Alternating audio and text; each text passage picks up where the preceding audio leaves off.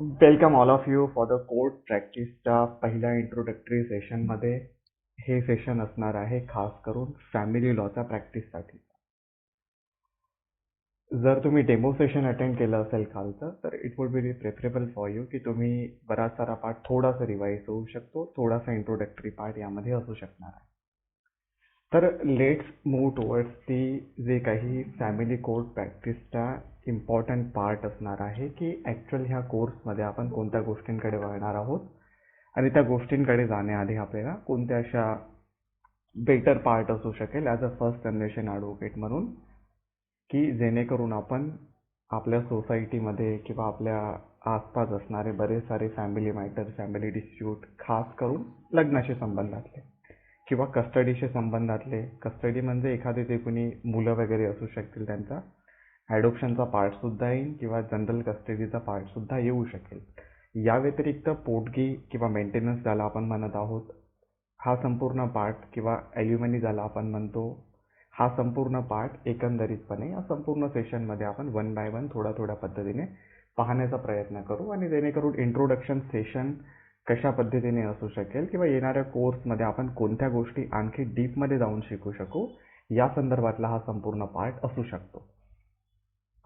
जर screen visible असेल तो will move towards the important part ज्याला आपण सांगू शकू की introduction of family court practice. जसं की we all of know that की बाबा जर तुमचं आताचं वय असू शकेल 25पेक्षा जास्त, जर एखाद्याचा बालविवाह झाला असेल तर ती वेगळी गोष्ट आहे, पण बऱ्यापैकी वी नो दॅट की बाबा सोसायटीमध्ये फॅमिली मॅटर हा कॉन्सेप्ट बऱ्यापैकी प्रचलित असणार आहे.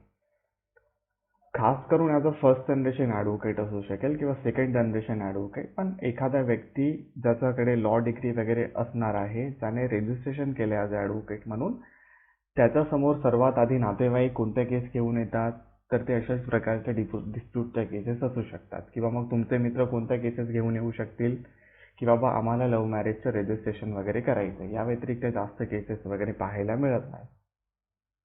तर आणखी थोडंसं वय वाढत गेलं तुमचं 30पर्यंत, 30+ झालं, मग डिवोर्सच्या केसेस येण्यासाठी तुमच्या मित्रांची सुरुवात बऱ्यापैकी होऊ शकते. डिपेंड करणार आहे, असं व्हायला तर नको पण होत असतं सोसायटीमध्ये. मग हे जे संपूर्ण केसेस असणार आहेत, हे आपण सोडवण्याचं काम एकंदरीतपणे या संपूर्ण कोर्समध्ये करणार आहोत. सुरुवात असू शकेल या कोर्सची पेटिशन फायलिंगपासून. मग यामध्ये थोडासा पार्ट ई फायलिंगचा सुद्धा आपण कव्हर करण्याचा प्रयत्न करू शकू. मग हे संपूर्ण पार्ट असणार आहे. मग ह्या संपूर्ण सिच्युएशनमध्ये जर आपल्याला आणखी डीप लक्ष देऊन जर पाहायचं असेल तर वी नो दॅट की बाबा अर्ली स्टेजमध्ये जरी आपलं लॉ डिग्री कंप्लीट झालेलं असलं तरी आपण आपले सिनियर किंवा आपल्या अनुभवानुसार आपल्याला माहिती असतं की बाबा 2-4 वर्ष आपल्याला घालवायचे कोर्टमध्ये आणि त्यानंतर मग आपल्याला बाकीच्या गोष्टी त्या ठिकाणी शिकायला मिळू शकतील. पण एवढा वेळ सध्या आपल्याकडे कुणाकडेही नसतो इन जनरल सांगायचं झालं तर. मग हीच संकल्पना जी आहे, जे एवढा वेळ कुणाकडे नाहीये, तो जर वेळ आपल्याला वाचवायचा असेल तर त्या संकल्पनेसाठीच हा कोर्स आम्ही सुरुवात करत आहोत. ही पहिली बॅच असणारे फॅमिली कोर्ट प्रॅक्टिसची. जर तुमच्यापैकी काही लोकांना अवगत असेल तर मागच्या 3 वर्षापासून सिव्हिल आणि क्रिमिनल प्रॅक्टिसचा हा संपूर्ण जी काही जर्नी आहे ती सुरू आहे. मग इन जनरल या संपूर्ण सिनेरिओमध्ये आपल्यासाठी इम्पॉर्टंट असणार आहे जाणून घेणं की as a journey of all this particular course आपल्याला कशा पद्धतीने संपूर्ण कोर्स वगैरे कंप्लीट करायचा असणार आहे. मग in general as a advocate म्हणून कुठलाही केस असू शकेल, मग त्यामध्ये आपल्याला माहिती असायला पाहिजे की या संपूर्ण जर्नीमधला, कोर्ट प्रॅक्टिसच्या जर्नीमधला खास करून जी झिरो स्टेज असू शकेल ती म्हणजे नेमकं काय. मग झिरो स्टेज म्हणजे काय असू शकते एखाद्या सिव्हिल केसची किंवा खास करून फॅमिली मॅटर्सची. मग ती असू शकेल की हां बाबा झिरो स्टेज म्हणजे काय की बाबा एखादा कुठला तरी वाद असायला पाहिजे दोन्ही व्यक्तींमध्ये. हजबंड असेल, वाईफ असेल, या दोघांमध्ये कुठला तरी वाद असेल. त्या वादाशिवाय आपण डिवोर्स केस तर फाईल करू शकत नाहीये, है ना. म्हणजे हा वाद जो आहे ज्यामध्ये आपण दोन्ही व्यक्तींकडून जेव्हा जाणून घेऊ की बाबा काय आहे नेमकं त्यांच्या रिलेशनशिपमधलं गडबड, जर आपण या गोष्टीला जर प्रचलित करू शकू की बाबा 2 व्यक्ती आहेत, त्या 2 व्यक्तींमधले संबंध कशा प्रकारचे असू शकतील, मग डिवोर्ससाठी एकतर पहिला पॉईंट काय असू शकायला पाहिजे दोन व्यक्तींमधला, जो आपल्याला जाणून घेणं गरजेचं असणार आहे. व्हॉट यू थिंक, तुमच्यापैकी किती लोकांना वाटते की बाबा डिवोर्स तर मला द्यायचा आहे एखाद्या व्यक्तीला किंवा माझ्या पत्नीला, तर काय असायला पाहिजे नेमकं? जी वैशालीजी. सर नमस्कार. मी जगन्नाथ कुलकर्णी बोलतोय. सॉरी त्या अच्छा, ते दुसऱ्या फोनवरून मी लॉग इन केलं, माझं नेट नव्हतं म्हणून. अच्छा, हरकत तर नाही मला सर. प्रश्न असा विचारायचा होता सर, हा. की बऱ्याचदा असा प्रश्न निर्माण होतो की डायव्हर्स घ्यायला तुम्ही कोर्टामध्ये गेल्यात आणि त्यावेळी कळतं की रजिस्ट्रेशनच झालेलं नाहीये. आता पण मी अशी एक केस बघितली की जवळपास 20-22 वर्षांनंतर ते रजिस्ट्रेशनला येतात, म्हणजे लग्न होऊन गेलं 20-22 वर्ष. सर. तर मला प्रश्न असा विचारायचा आहे की जी. जेव्हा आपण घटस्फोटासाठी अर्ज दाखल करतो तर त्याच्यावेळी विवाहाची नोंदणी झालेली असणं आवश्यक आहे. धन्यवाद. अच्छा, मेन पार्ट आपण हे सर्व प्रश्न ना लास्टच्या पार्टमध्ये पाहू, शेवटच्या सेशनमध्ये. ठीक आहे. आता संबंधित आपल्याला इंट्रोडक्टरी सेशनमध्ये ना 1 by 1 जे काही शिकणार आहोत आपण संपूर्ण जर्नीमध्ये, त्या पॉईंटबद्दल आपण फोकस करू आणि तुमचे जे काही प्रश्न असेल we will go through the last वाल्या सेशन. ठीक आहे. हां, तर पहिला पार्ट. जी सर. तर तुमची परवानगी असेल तर अजून एक प्रश्न मला विचारायचा आहे. तुम्ही कमेंट उल्लेख केला. तुम्ही कमेंट करू शकाल का त्यामध्ये, कारण की आपल्याला ना फोकस करायचा इंट्रोडक्टरी सेशनमध्ये जो सिलेबस आहे त्याबद्दल. ठीक आहे. Will give you the opportunity. अच्छा, तर प्रश्न असा आहे की एखादा डिवोर्स केस मला फाईल करायचा आहे तर त्यासाठी 0 स्टेज काय असायला पाहिजे, हा प्रश्नाचं उत्तर तुमच्यापैकी कुणी देऊ शकेल? की बाबा भांडणी असायला पाहिजे दोन्ही व्यक्तींमध्ये, काहीतरी बायकोने जेवण तयार केलेलं पाहिजे रोज संध्याकाळी, किंवा सकाळी बिछाना सावरायला पाहिजे, घरात झाडू मारायला पाहिजे, नवऱ्याने कमवायला पाहिजे. What will be the scenario regarding the same? General प्रश्न आहे, बरोबर उत्तर द्यायचंच आहे असं काही नाही आहे. What you think? अशी काही गरज नाही मला वाटतं. घटस्फोट घ्यायचा असेल तर बऱ्याचदा आता आपण असं बघतो की म्युच्युअल कन्सेंटनी आणि टेम्परामेंटल डिफरन्सेस म्हणजे स्वभाव जुळत नाही, अशा कारणाने सुद्धा लोक बऱ्याचदा घटस्फोट घेतात, ज्याला कॉन्टेस्टेडच्या ऐवजी कन्सेंटेड डायव्होर्स असं म्हणतात, म्हणजे परस्पर संमतीने घेतला अच्छा, गेला. म्युच्युअल कन्सेंटने इन जनरल. अच्छा, यापती व्यतिरिक्त कुणाचं काही ओपिनियन असू शकेल या संदर्भातलं? अच्छा, कुणाचंही नाही आहे. मेन गोष्ट काय असू शकेल कुठल्याही डिवोर्स केससाठीचं, तर एक व्हॅलिड रिलेशनशिप दोन्ही व्यक्तींमधलं खास करून. तर व्हॅलिड रिलेशनशिप म्हणजे काय, की बाबा मग भाऊ बहीण पाहिजे का, दोन्ही आई वडील पाहिजे? डिवोर्स कुणामध्ये होऊ शकेल खास करून झालं तर? भाऊ बहीण पाहिजे, आई वडील पाहिजे, 2 भाऊ पाहिजे, 2 बहिणी पाहिजे. What will be the valid relationship? मग व्हॅलिड रिलेशनशिपचा पार्टपर्यंत जर आपण आलो तर ॲटलिस्ट दोन्ही व्यक्तींचं लग्न वगैरे असायला पाहिजे. ॲज रजिस्ट्रेशनचा एक पार्ट थोडासा वेगळा असू शकेल. अदरवाईज या व्यतिरिक्त जे कस्टमरी लॉनुसार असणारं जे काही लग्न असणार आहे तो सुद्धा एक सिनॅरिओ असू शकतो, कारण की पूर्वीच्या काळामध्ये बरेच सारे जे लग्न आहेत ते रेजिस्टर्ड नाही आहे. बऱ्यापैकी आपल्यापैकी जेवढ्या लोकांनी नेटवर मीटिंग जरी जॉईन केलेली असली तरी सुद्धा तुमच्या आई वडिलांना जरी विचारलं तरी त्यांचं लग्न सुद्धा रजिस्ट्रेशन मिळणार नाहीये. मग त्यांचं काही लग्न झालं नाहीये का, ते पती पत्नी नाहीये का वयाच्या 60-70 वर्षानंतर, तर असं काही नाही. सो बेटर पार्ट यामधला असणार आहे की बरेच सारे लग्न असे आहेत जे कस्टमरी लॉनुसार त्यावेळेस झाले असेल, त्यांचं रजिस्ट्रेशन झालं नाहीये. पण बेटर आजच्या सेशन पुरता जर आपण फोकस करण्याचा प्रयत्न केला तर एक व्हॅलिड रिलेशनशिप जी असू शकेल, 2 पती, ते दाम्पत्य आहे पती पत्नी, हे एक सिच्युएशन असू शकेल आणि त्यांच्या दरम्यान झालेला कुठला तरी वाद, त्यामधून निघून आलेली एक डिवोर्सची केस, ही एक सिच्युएशन असू शकते 0 स्टेज मध्ये.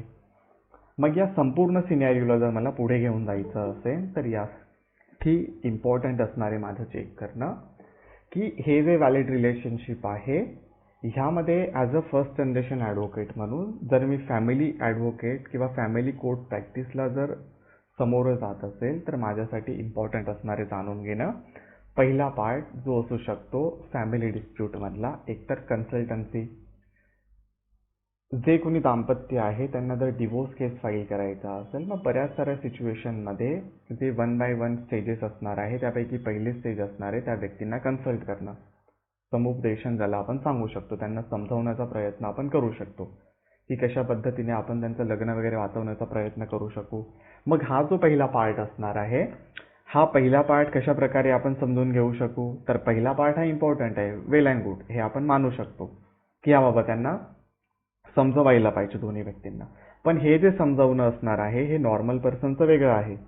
पण ॲज अ ॲडव्होकेट म्हणून जेव्हा मी त्या व्यक्तींना समजवायला बसेल, तो इट वुड बी बेटर की माझा जो पूर्ण फॅमिली कोर्ट प्रॅक्टिसचा कॉन्सेप्ट आहे तो माझा सुरुवातीला क्लिअर पाहिजे. मग तो कॉन्सेप्ट क्लिअर असणं म्हणजे काय आहे नेमकं, तर 0 स्टेजपासून तर फॅमिली मॅटरमधल्या प्रत्येक पॉईंटला आपल्याला ॲटलिस्ट आउटलाईन तरी माहीत असायला पाहिजे. जसं की ते दाम्पत्यांचं जे कोणी कास्ट असू शकेल, रिलिजन असू शकेल, प्लेस ऑफ मॅरेज असू शकेल, एव्हिडन्स ऑफ मॅरेज असू शकेल, हे संपूर्ण पार्ट. या व्यतिरिक्त मग त्यांच्या दरम्यान असलेला बराच सारा डिस्प्यूट, मग तो डिफर असू शकतो, केस टू केस वेगळा वेगळा असू शकेल. काहींना प्रॉपर्टीसाठी डिवोर्स हवा आहे, काहींना पैशासाठी हवा आहे, काहींना मेंटल पीससाठी हवा आहे, काहींना दुसरीकडे लग्न करायचं म्हणून हवं आहे, काहींचं चुकून लग्न झालं होतं म्हणून करायचं आहे. बराच सारा पार्ट असणार आहे. मग या सर्व गोष्टी डिफर होत असणार आहे. या व्यतिरिक्त आणखी पुढे वळण्याचा प्रयत्न केला, मग जो काही मुलं वगैरे असेल त्यांच्या संबंधित कस्टडीचा पार्ट असू शकतो, तो मला माहिती असणं गरजेचं आहे. पती पत्नी यामध्ये असणारे आणखी एक इम्पॉर्टंट पार्ट, ज्याला आपण पोटगी म्हणत आहोत, अलिमनी म्हणत आहोत, मेंटेनन्स म्हणत आहोत, ह्या संबंधातला पार्ट हा मला माहिती असणं गरजेचं आहे. या व्यतिरिक्त डिवोर्स केसच्या दरम्यान असलेलं जे काही डिस्ट्रीब्युशन ऑफ श्रीधन असू शकेल, स्त्रीधन ज्याला आपण म्हणत आहोत, किंवा डावरी संदर्भात बऱ्याच साऱ्या सिच्युएशनमधला पार्ट आपल्याला माहीत असायला पाहिजे. मग या संपूर्ण गोष्टी असू शकतील. मग ह्या गोष्टी जेव्हा आपण समजून घेण्याचा प्रयत्न करू, या व्यतिरिक्त बाकीच्या गोष्टी म्हणजे इंटरलोकेटरीज ॲप्लिकेशन किंवा इंजंक्शन्स ॲप्लिकेशन, जे एका केसमध्ये वेगळ्या वेगळ्या प्रकारे आपण फाईल करणार आहोत. ह्याचे जेव्हा आउटलाईन ॲटलिस्ट मला माहिती असेल, तेव्हा मी पहिली स्टेज फॅमिली कोर्ट प्रॅक्टिसची कव्हर करू शकेल, क्लायंट हँडलिंग, ज्याला आपण कन्सल्टन्सी वगैरे म्हणू शकू. आणि ही जी क्लायंट हँडलिंग असणार आहे, यामध्ये फक्त ऐकून घेणं गरजेचं नाही आहे, तुमच्या अनुभवावरून तुम्ही त्यांना काय सांगू शकाल, काय ॲडवाईस करू शकाल, हा सुद्धा पार्ट इम्पॉर्टंट असणार आहे. म्हणजे फक्त पहिली स्टेज फॅमिली कोर्ट प्रॅक्टिसची कव्हर करण्यासाठी आपल्याला संपूर्ण गोष्टी माहीत असणं गरजेचं आहे. पण ह्या व्यतिरिक्त बरेच सारे स्मार्ट ॲडव्होकेटद्वारे करण्यात येतं एखादी सिच्युएशन की हा बाबा तुम्ही फक्त फॅमिली मॅटर घेऊन या आमच्यापर्यंत, कशा प्रकारे तरी डिवोर्सची केस घेऊन या, आपण सिनियरला विचारून त्यांचा डिवोर्स करून नेऊ. हे सुद्धा सर्व घटना समाजामध्ये घडत आहेत. किंवा बरेच सारे ॲडव्होकेट, फर्स्ट जनरेशन ॲडव्होकेट, खास करून ज्युनियर ॲडव्होकेट अशाच प्रकारे प्रॅक्टिस वगैरे स्टार्ट करतात. पण ही प्रॅक्टिस स्टार्ट करून फायदा आहे, नुकसान आहे, याबद्दल आपण सांगू शकत नाही. दोन्ही गोष्टी यासोबत पॅरलल वेमध्ये चालत असतात. पण बेटर पार्ट असा असणार आहे की understanding of family court practice, आणि या फॅमिली कोर्ट प्रॅक्टिसमध्ये जाणून घेण्याचा प्रयत्न की संपूर्ण फॅमिली कोर्ट प्रॅक्टिस कशा प्रकारे चालणार आहे, कशा प्रकारे स्टेजेस असणार आहेत, आणि या स्टेजेसची जी काही सुरुवात असणार आहे ती असू शकेल आपल्यासाठी जाणून घेण्यासाठी, तो असणार आहे म्हणजे ज्युरिस्डिक्शनचा पार्ट. मग हे जे काही ज्युरिस्डिक्शन आहे, या संपूर्ण जर्नीमध्ये जर मी एक आउटलाईन देण्याचा प्रयत्न केला तुम्हाला, तर तो एक छानसा असू शकेल अनुभव. Let me show you the important part, so will go through one by one regarding the same. म्हणजे आपल्यासमोर जो काही पार्ट आहे फॅमिली कोर्ट प्रॅक्टिसचा, तो आपण उलगडण्याचा प्रयत्न करू. Screen is visible for everyone.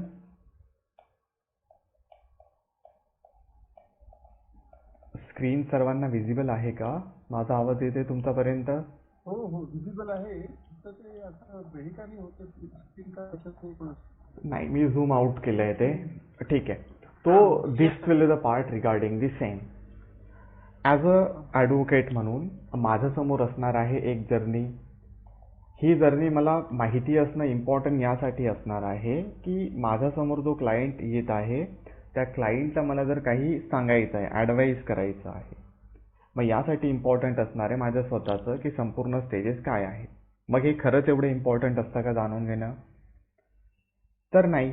क्लायंटला बऱ्याच वेळेस हे पण माहिती नसतं की बाबा कोणत्या कोर्टमध्ये काय करायचं, काही घेणं देणं नाही आहे त्यांना फक्त हवा आहे डिवोर्स. ते तुम्हाला पैसे देतील, बाकीचं काम ॲडव्होकेटने पाहायचं. पण ॲटलिस्ट ॲडव्होकेटच्या मनामध्ये हे प्रश्न सॉल्व असायला पाहिजे की बाबा नेमक्या एका पर्टिक्युलर स्टेज नंतर मी कोणत्या स्टेजकडे वळायला पाहिजे. जर मला आता ड्राफ्टिंगचा पार्ट पाहायचा आहे तर ड्राफ्टिंगच्या पार्ट नंतर मी कोणत्या पार्टकडे वळू शकेल, किंवा मग ड्राफ्टिंगच मला पार्ट शिकायचा आहे ॲज अ फॅमिली कोर्ट प्रॅक्टिसमध्ये डिवोर्सचं पेटिशन जर मला तयार करायचं आहे, मग या डिवोर्स पेटिशनसाठी कोणत्या गोष्टी इम्पॉर्टंट असणार आहे. पार्टीज टू दी सूट एक पार्ट असू शकेल, त्यामध्ये वेगळे वेगळे पार्टीज असू शकतील. वेगळ्या वेगळ्या पार्टीज म्हणण्यापेक्षा डिवोर्स केसमध्ये 2च पार्टीज असू शकतील, खास करून एक हजबंड आणि एक वाईफ. मग कुणीही डिवोर्स केलं तरी 2च पार्टी असू शकतील. मग हे जे संबंध असणार आहेत हे संपूर्ण आपण 1 बाय 1 उलगडण्याचा प्रयत्न करू. आणि या सेम पॅरलल स्टेजमध्ये फॅमिली मॅटर सोबतच, फॅमिली डिस्प्यूट सोबतच आणखी क्रिमिनल पार्ट सुद्धा सोबत चालत असणारे पॅरलल वेमध्ये. म्हणजे काय आहे, एका साईडला एका पार्टीकडून डिवोर्सची केस दाखल होते आणि पॅरलल वेमध्ये त्यांच्या विरोधात क्रिमिनल कंप्लेंट सुद्धा रजिस्टर्ड केल्या जातात. मग हा एक संपूर्ण पार्ट असू शकतो. एकच प्रोसेस असेल असं सांगू शकत नाही आपण, बट या संपूर्ण अशा गोष्टी आपल्याला पॅरलल वेमध्ये चालायचं आहे. ह्यासोबतच ह्या संपूर्ण पार्टमध्ये it is very important to know about, जर मला डिवोर्ससाठी जायचं आहे तर जसं मी तुम्हाला सांगितलं एक आउटलाईन मला माहिती असायला पाहिजे संपूर्ण प्रोसिजरची. पण त्या व्यतिरिक्त हे सुद्धा इम्पॉर्टंट असणार आहे की कशा प्रकारे मी स्ट्रॅटर्जी वगैरे बनवू शकतो जर मला एखाद्या व्यक्तीसाठी डिवोर्ससाठी हे करायचं आहे. I am telling you in general, ठीक आहे. कसं कुठलंही ऑफेंड होण्याचं कारण नाही आहे, कारण की बऱ्याच साऱ्या गोष्टी आहेत या ॲज अ प्रॅक्टिकल नॉलेज म्हणून मी सांगू शकणार आहे या संपूर्ण सिनॅरिओमध्ये. म्हणजे काय असणार आहे इन जनरल, तर मला डिवोर्स केस जर फाईल करायची आहे, कुणाचा माईक ऑन असेल तर ऑफ कराल please. Will give you the opportunity whenever the क्वेश्चनचा पार्ट असू शकेल. जर एक अपॉर्च्युनिटी मला डिवोर्स केस फाईल करायचा आहे तर इन जनरल ॲडव्होकेट जे सिनियर आहेत, खास करून जे एक्सपर्ट आहेत फॅमिली कोर्ट प्रॅक्टिसमध्ये, असं ते डिरेक्टली उद्या उठून क्लायंटचं हँडलिंग करून डिरेक्टली जाऊन काही करत नाही आहे divorce case file. What they are doing, they are making one of the background to give the divorce to the client. मग याचा अर्थ काय होतो, एक बॅकग्राऊंड तयार करणं म्हणजे मग काय करायचं नेमकं, तर जर मला आता एखाद्या क्लायंटचं हँडलिंग करायचं, त्याला डिवोर्स द्यायचा आहे, करून द्यायचं आहे, एक व्हॅलिड ग्राउंड आपण समजू सध्याच्या सिच्युएशनमध्ये. बऱ्याच साऱ्या वेळेस व्हॅलिड ग्राउंड पण नसतं, पण एक व्हॅलिड ग्राउंडमुळे घ्या बाबा. एक प्रॅक्टिकल उदाहरण घेण्याचा प्रयत्न केला तर आपण समजू की बाबा एक पुरुष आहे, त्याला डिवोर्स हवा आहे, तो आपल्याकडे आला आहे, आपल्याला त्याला व्हॅलिड ग्राउंडवर डिवोर्स घेऊन द्यायचा आहे. त्याला छळ करत आहे, समजा पत्नी छळ करत आहे, त्याचा मानसिक प्रताडणा होते त्या व्यक्तीची, त्यामुळे आपल्याला त्याला डिवोर्स करून द्यायचा आहे. मग इन जनरल जर आपण सांगायचा प्रयत्न केला तर काय सांगू की हा बाबा लग्नाचं डॉक्युमेंट काय आहे, लग्न रजिस्टर्ड आहे का वगैरे वगैरे, लग्नाचे फोटोग्राफ आणा, लग्नपत्रिका आणा वगैरे वगैरे, हे संपूर्ण पार्ट सांगू, काही इव्हिडन्स गोळा करून द्या. पण हे एवढंच पार्ट इम्पॉर्टंट नाही आहे. तर ह्याच संबंधातल्या पॅरलल प्रॅक्टिसमध्ये ही सुद्धा एक गोष्ट चालते ज्याला आपण स्ट्रॅटर्जी म्हणत आहोत. तर बऱ्याच साऱ्या सिनियर ॲडव्होकेटद्वारे एक स्ट्रॅटर्जी अवलंबली जाते, ती म्हणजे जर मला आज डिवोर्स केस फाईल करायची असेल तर त्याची तयारी मी पूर्वनियोजितप्रमाणे 1 वर्षाआधी 6 महिन्याआधी करणार आहे. मग ही तयारी म्हणजे काय, जर मला व्हॅलिड ग्राउंडवर या ठिकाणी डिवोर्ससाठी वळायचं आहे तर मी प्रत्येक स्ट्रॅटर्जीमध्ये समोरचा व्यक्ती कशा प्रकारे वाईट आहे हे पटवून देण्याचं काम कोर्ट समोर ॲज अ इव्हिडंटरी, ॲज अ पुरावा म्हणून गोळा करून सिद्ध करू शकेल ह्या संबंधातले एक स्टोरी तयार करण्याकडे वळत आहे. मग ही जी स्टोरी असते बऱ्याच साऱ्या संबंधामध्ये की बाबा जर मी आता डिवोर्स केस फाईल करेल तर याची तयारी मी जर 6 महिने आधी तयार करत आहे, तर मला त्या पत्नी जी आहे जिच्या विरोधात मला डिवोर्स हवा आहे, मी तिच्यावर वेगळे वेगळे ॲलिगेशन जे करू शकणार आहे ते व्हॅलिड आहेत किंवा नाही हे प्रूव्ह करण्यासाठी मला पुढे जावं लागेल. मग हा जो व्हॅलिड ग्राउंड असू शकेल यासाठी मला हे सिद्ध करणं गरजेचं आहे की ती पत्नी कशाप्रमाणे माझा छळ करत आहे. मग व्हॅलिड ग्राउंड कसं असू शकेल, मग बऱ्याच साऱ्या सिनियरद्वारे 6 महिन्या आधीपासून क्लायंटला सांगण्यात येतं की बाबा तुम्ही छोट्या मोठ्या पोलीस कंप्लेंट त्या पत्नीच्या विरोधात करून ठेवा. नॉन कॉग्निझिबल ऑफेन्सच्या कंप्लेंट तुम्ही त्या पत्नीच्या विरोधात करा की बाबा ही आम्हाला छळ देते, मानसिक प्रताडणा करत आहे वगैरे वगैरे. मग या संपूर्ण गोष्टी किंवा या घटना क्लायंटला सांगून करून घेतल्या जातात. मग ह्याच्याने काय होते, जर समजा मला जर स्ट्रॅटर्जी अवलंबायची असेल या सिनॅरिओमध्ये, तर I am just showing you one of the example. जर ॲज अ पार्टी म्हणून, चलो बाबा आ जाओ, चलो ठीक आहे, जर मला या ठिकाणी भविष्यामध्ये डिवोर्स घ्यायचा आहे, समजा मला डिसेंबर 2024 डिवोर्स केस फाईल करायचा आहे, तर what senior advocate are advising to the client की बाबा 6 महिन्या आधी म्हणजे तुम्ही काय करा, मे किंवा जूनच्या दरम्यान एक कंप्लेंट अपोनंट पार्टीच्या विरोधात वगैरे फाईल करा. मग ही कंप्लेंट म्हणजे काय, तर नॉन कॉग्निझेबल रिपोर्ट फाईल केली जाते. त्याच्याने काय होतं की एक पुरावा आपण कोर्ट समोर सादर करू शकू. साधी कंप्लेंट जरी असली, नंतर सॉल्व जरी झाली ती पोलिसांकडून किंवा नातेवाईकांनी बसून, तरी सुद्धा एक व्हॅलिड ग्राउंड माझ्याकडे येणार आहे. ह्या व्यतिरिक्त पुढच्या पार्टमध्ये आणखी एक कंप्लेंट वगैरे रजिस्टर्ड होतात. मग ह्याच्याने काय होतं, जर मी डिसेंबर 2024 जर डिवोर्स केस फाईल करेल, तर at least I have a valid ground over there regarding the same. ह्याचा अर्थ काय होतो, जेव्हा डिसेंबर 2024 मी माझं डिवोर्सचं पेटिशन ड्राफ्ट करेन, त्या डिवोर्सच्या पेटिशनमध्ये ही गोष्ट मेन्शन करण्याचा प्रयत्न करू शकेल की माननीय सन्माननीय कोर्ट, मी माझ्या परीने ह्या डिवोर्स मला हे लग्न वाचवण्यासाठी मी भरपूर प्रयत्न केले, पण तरीसुद्धा मी पूरक ठरलो नाहीये किंवा माझे प्रयत्न पुरेसे झाले नाहीये. पत्नी मला वारंवार छळ करत होती आणि या छळाचं कारण म्हणजे सन्माननीय कोर्ट, मे 2024 मी एक कंप्लेंट रजिस्टर्ड केली, ह्याची कॉपी मी या पेटिशन सोबत जोडत आहे. त्या व्यतिरिक्त सोबतच सन्माननीय कोर्ट, मी ऑक्टोबर 2024 पुन्हा एकदा कंप्लेंट रजिस्टर्ड केली माझ्या पत्नीच्या विरोधात, कारण की त्यावेळेसुद्धा माझ्या पत्नीने माझा बराच सारा छळ केलाय, माझी प्रताडणा केली आहे. त्यामुळे सन्माननीय कोर्ट, मी हताश झालो आहे आणि मी डिसेंबर 2024 तुमच्यासमोर ही डिवोर्स पेटिशन वगैरे फाईल करत आहे. प्लीज आमची जी डिवोर्सची पेटिशन आहे तिला व्हॅलिड ग्राउंडनुसार डिवोर्स वगैरे करण्यासाठी पुढाकार वगैरे तुम्ही घ्या.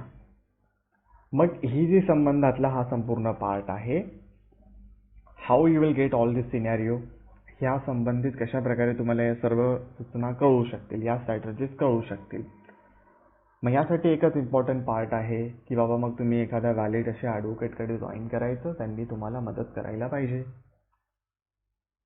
3-4 वर्ष त्यांच्याकडे घालवायचे, तुम्हाला व्यवस्थितपणे मदत करू शकतील. पण is it possible to get the experience advocate who are gonna teach you each and everything? अशा प्रकारच्या स्ट्रॅटर्जी खरंच तुम्हाला कळू शकतील का? पुस्तकात तर कुठेही नाही आहे. मेन म्हणजे मराठी प्रॅक्टिसमध्ये बराच सारा पार्ट इंग्लिश पुस्तकांमध्ये मिळणार आहे. खास करून सध्याच्या सिनॅरिओमध्ये अर्ली जे ॲडव्होकेट आहेत, खास करून फर्स्ट जनरेशन ॲडव्होकेट, त्यांच्याकडून पुस्तकापासून थोडंसं ते लांब जाण्याचा प्रयत्न वगैरे करत आहे. त्यामुळे बऱ्याच साऱ्या स्ट्रॅटर्जी त्यांना कळत नाही आणि बरेच सारे सिनियर ह्यासाठी सांगत नाही आहे तुम्हाला स्ट्रॅटर्जीज, कारण की तुम्ही त्यांचे क्लायंट घेणार. व्हॅलिड आहे, क्लायंट तर नवीन येत नाही आहे. जर एक सिनियर एका डिवोर्सचे 50,000 घेते, तुम्ही 3-4 वर्षात शिकणार, त्यांचे क्लायंट तुम्ही 10,000 हँडल करणार, that will B one of the valid ground. त्यामुळे बऱ्याच साऱ्या स्ट्रॅटर्जी तुमच्यासमोर रिव्हील होत नाही या अर्ली स्टेजमध्ये. So all this part in this particular course, whoever the teacher will be there, they are having 15+ years of experience to teach all these strategies in similar manner on the basis of स्टोरीच्या माध्यमातून या संपूर्ण केसेसला आम्ही तुमच्यासमोर उलगडण्याचा प्रयत्न करणार आहोत. आणि ही जी संपूर्ण स्ट्रॅटर्जीज असणार आहे किंवा या व्यतिरिक्त वेगळ्या वेगळ्या स्ट्रॅटर्जीज असू शकतील, त्यासुद्धा आपण या संपूर्ण कोर्समधून शिकण्याचा प्रयत्न वगैरे करू शकू. ह्याचा अर्थ काय होतो नेमका मग, की बाबा आपण जेव्हा 0 स्टेजपासून सुरुवात करू या संपूर्ण कोर्सला, पेटिशनर असू शकेल, डिफेंडंट असू शकेल, सामनेवाला असू शकेल, रिस्पॉन्डंट असू शकेल, ह्यामध्ये जेव्हा मी 0 स्टेज काढण्याचा प्रयत्न करतो, म्हणजे एक valid reason to get the divorce, ह्याचा अर्थ एखादा वाद ज्या आधारावर मी त्या ठिकाणी डिवोर्स घेऊ शकेल. मग तो वाद आपण समजून घेण्याचा प्रयत्न करू. तो वाद समजून घेतल्यानंतर it is important to know about the कोणत्या कोर्टमध्ये नेमकं मला त्या ठिकाणी डिवोर्स वगैरे घेण्यासाठी जायचं आहे. कोणतं कोर्ट म्हणजे काय सर, फॅमिली कोर्ट तर असणार आहे, कुठल्याही फॅमिली कोर्टमध्ये दाखल करा. मग या संबंधित सुद्धा बराच सारा पार्ट आहे की बाबा ते दाम्पत्य होतं, त्यांचं लग्न कुठे झालंय, त्यांचा प्लेस वगैरे कोणता आहे, हे संपूर्ण पार्ट असणार आहे जे मला समजून घ्यायचं आहे. किंवा लास्ट रेसिडेन्स कोणता आहे त्या व्यक्तींचा हे मला जाणून घ्यायचं आहे. हे संपूर्ण गोष्टी झाल्या ॲज अ आउटलाईन म्हणून. या व्यतिरिक्त कोणत्या ग्राउंडवर त्यांचं लग्न झालंय, ग्राउंड इन द सेन्स की बाबा कोणत्या रिलिजनमध्ये त्यांचं लग्न झालंय, लव्ह मॅरेज आहे का, असू शकतं. या व्यतिरिक्त मग हिंदू मॅरेज आहे का, मुस्लिम मॅरेज आहे का, स्पेशल मॅरेज आहे का, असू शकेल. क्लायंट तर तुम्हाला विचारून येणार नाही आहे की बाबा आम्ही हिंदू मॅरेज केले, आम्ही येऊ का तुमच्याकडे कन्सल्टेशनसाठी, आम्ही मुस्लिम मॅरेज केले, आम्ही येऊ का तुमच्याकडे, है ना. क्लायंट तर सांगून येणार नाही. So at least we should need all this outline regarding the same. मग जेव्हा अशा प्रकारची मी सुरुवात जरी करेल तर मला या सिच्युएशनमध्ये बऱ्याच साऱ्या गोष्टी माहिती पाहिजे. व्हॅलिड क्लायंट माहिती पाहिजे, व्हॅलिड विटनेस माहिती पाहिजे, व्हॅलिड डॉक्युमेंट्स माहिती पाहिजे. Then and then only I can draft the petition regarding the drafting जो काही डिवोर्स पेटिशन असणार आहे.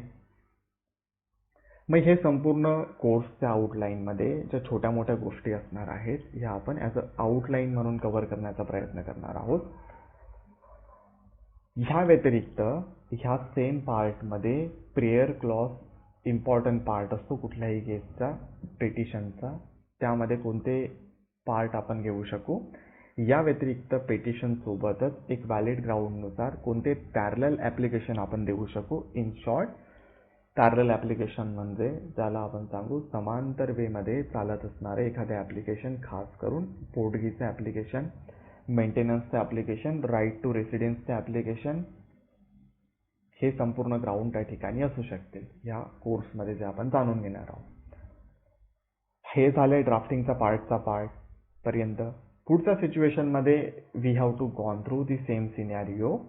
या संपूर्ण सिनॅरिओमध्ये आपल्याला जाणून घ्यायचं असणार आहे की जी काही सिच्युएशन आहे, जसं की क्लायंट असणं गरजेचं आहे, है ना. तो क्लायंटचा पार्टमध्ये 2 पक्षकारांचं असणं गरजेचं आहे.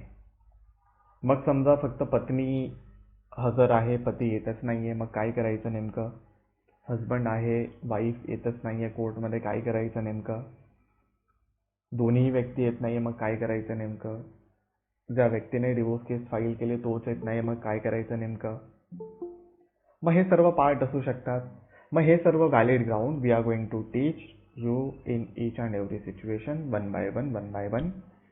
या व्यतिरिक्त पुढच्या पार्टमध्ये आपण पाहण्याचा प्रयत्न करणार आहोत संपूर्ण सिनॅरिओला. जर आपण पुढे नेण्याचा प्रयत्न केला, मग जे व्हॅलिड ग्राउंडवर आपण डिवोर्स केस फाईल करत आहोत, सर्व स्ट्रॅटर्जी मी इंट्रोडक्टरी सेशनमध्ये नाही सांगणार आहे तुम्हाला, कारण की इट विल टेक सम 30 डेजचा पार्ट. ठीक आहे. एक फक्त आपण आउटलाईन पाहत आहोत आता.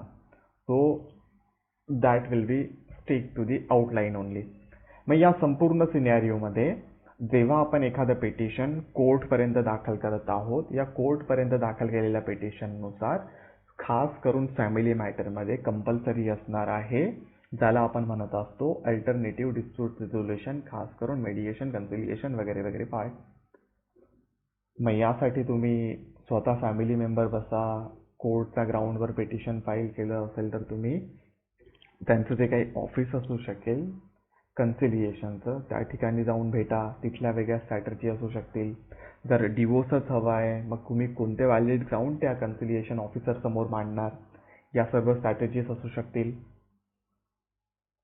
या व्यतिरिक्त संपूर्ण सिनॅरिओमध्ये किती वेळ लागेल, किती व्हॅलिड असेल, आणि खास करून नेमकं काय असणार आहे. एखादा क्लायंट जर तुमच्या समोर येत आहे डिवोर्सचा, तो एकदम घाईमध्ये असतो. त्यांना माहीतच नसतं. त्यांना वाटतं की बाबा आज डिवोर्स केस फाईल केली, 1 महिन्यात मला डिवोर्स मिळेल. तर तसं तर काही नाही आहे. If you already in practice, you already get the idea regarding the same. Divorce petition file करा, कन्सिलिएशनसाठी जा, वगैरे वगैरे, है ना. कारण की कन्सिलिएशन कंपल्सरी आहे फॅमिली पार्ट्समध्ये. मग हे संपूर्ण ग्राउंड कशा प्रकारे एखाद्या क्लायंटला समजवायला पाहिजे, हा पण एक पार्ट असणार आहे. या व्यतिरिक्त सायकोलॉजिकल मॅनरमध्ये तुमचा जो काही क्लायंट आहे त्याला सुद्धा तुम्ही समजून घेतलं पाहिजे. मग कशा प्रकारे समजून घ्यायचं आहे, कोणते प्रश्न विचारायचे आहेत ज्याच्याने तुम्हाला एक व्हॅलिड ग्राउंड निघू शकेल. बऱ्याच वेळेस असं असणार आहे की पती आणि पत्नीला स्वतःच्या अधिकारांबाबतच माहीत नसतं. आणि ॲज अ ॲडव्होकेट म्हणून तुम्हाला पण त्यांचे अधिकार माहीत नाही, मग फायदा नाही आहे. तो ॲटलिस्ट तुम्ही त्यांच्या अधिकारांची त्यांना जाणीव करून द्या. ती जाणीव करून दिल्यानंतर तुम्ही त्यांचा वापर तुमच्या पिटिशनमध्ये व्यवस्थितपणे करू शकाल. मग कन्सिलिएशनचा पार्टमध्ये under order number 10 of CPC, under section 89 of CPC ह्या दोन्ही पार्टला एकत्र करून म्युच्युअल कन्सल्टेशनने, म्युच्युअल कन्सेंटने डिवोर्सकडे वळणं, म्युच्युअल अंडरस्टँडिंगने डिवोर्सकडे वळणं.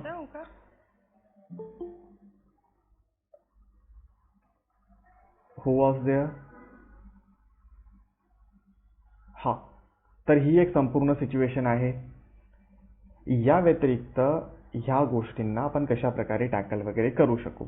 मग ह्याचा पुढचा पार्टमध्ये किती वेळ लागणार आहे? 6 महिने, 1 वर्ष. आणि ह्यानंतर पण जर समुपदेशन व्यवस्थित झालं नाहीये, कन्सिलिएशन व्यवस्थित झालं नाहीये, तो we have to move towards the डिवोर्सवाल्या पिटिशनकडे. कोर्टमध्ये या, कोर्टचे धक्के खा, ती एक सिच्युएशन निघून येते. माझा आवाज बारीक येते, आता येते? खूप बारीक येतोय. तुम्ही माईक ऑन कराल? क्लिअर येतो सर, आवाज क्लिअर येतो. तुम्ही तुमचा स्पीकर ऑन करा सर, थोडा व्हॉल्यूम वर करा. ठीक आहे. बेटर पार्ट ह्याचा मधला असणार आहे मग की बाबा या संपूर्ण स्ट्रॅटेजीपर्यंत होऊ शकेल आपला संपूर्ण काम.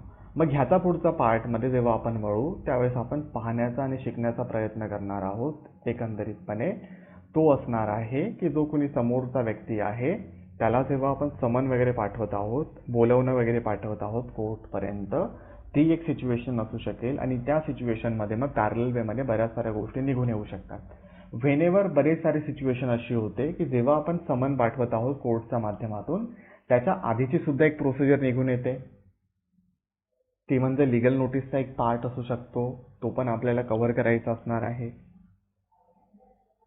मग लिगल नोटीस, त्याचा reply, positive, negative, neutral response हा एक इम्पॉर्टंट पार्ट असू शकतो कुठल्याही केसमध्ये जाणून घेण्यासाठी, खास करून सिव्हिलमध्ये जाणून घेण्यासाठी. समोरच्या व्यक्तीला आपण कल्पना देत असतो की बाबा आम्ही डिवोर्स पिटिशन वगैरे फाईल करत होतो, ब्ला ब्ला ब्ला, हे ग्राउंड आहे, तुम्ही तयार आहात तर well and good, otherwise we are going to file the petition, हे व्हॅलिड रिझन आहे. ह्या व्यतिरिक्त समनचा पार्ट म्हणजे एखाद्या व्यक्तीला आपण कल्पना देत आहोत की बाबा आम्ही तुमच्या विरोधात जे काही डिवोर्स पिटिशन फाईल केलं आहे या संपूर्ण सिनॅरिओमध्ये तुमचं म्हणणं नेमकं काय आहे. आणि ह्याच ग्राउंडवर 2-3 गोष्टी घडू शकतात. एकतर तो व्यक्ती कोर्टपर्यंत येऊ शकेल, पहिलं पार्ट. सेकंड पार्ट आहे नाही येणार तो.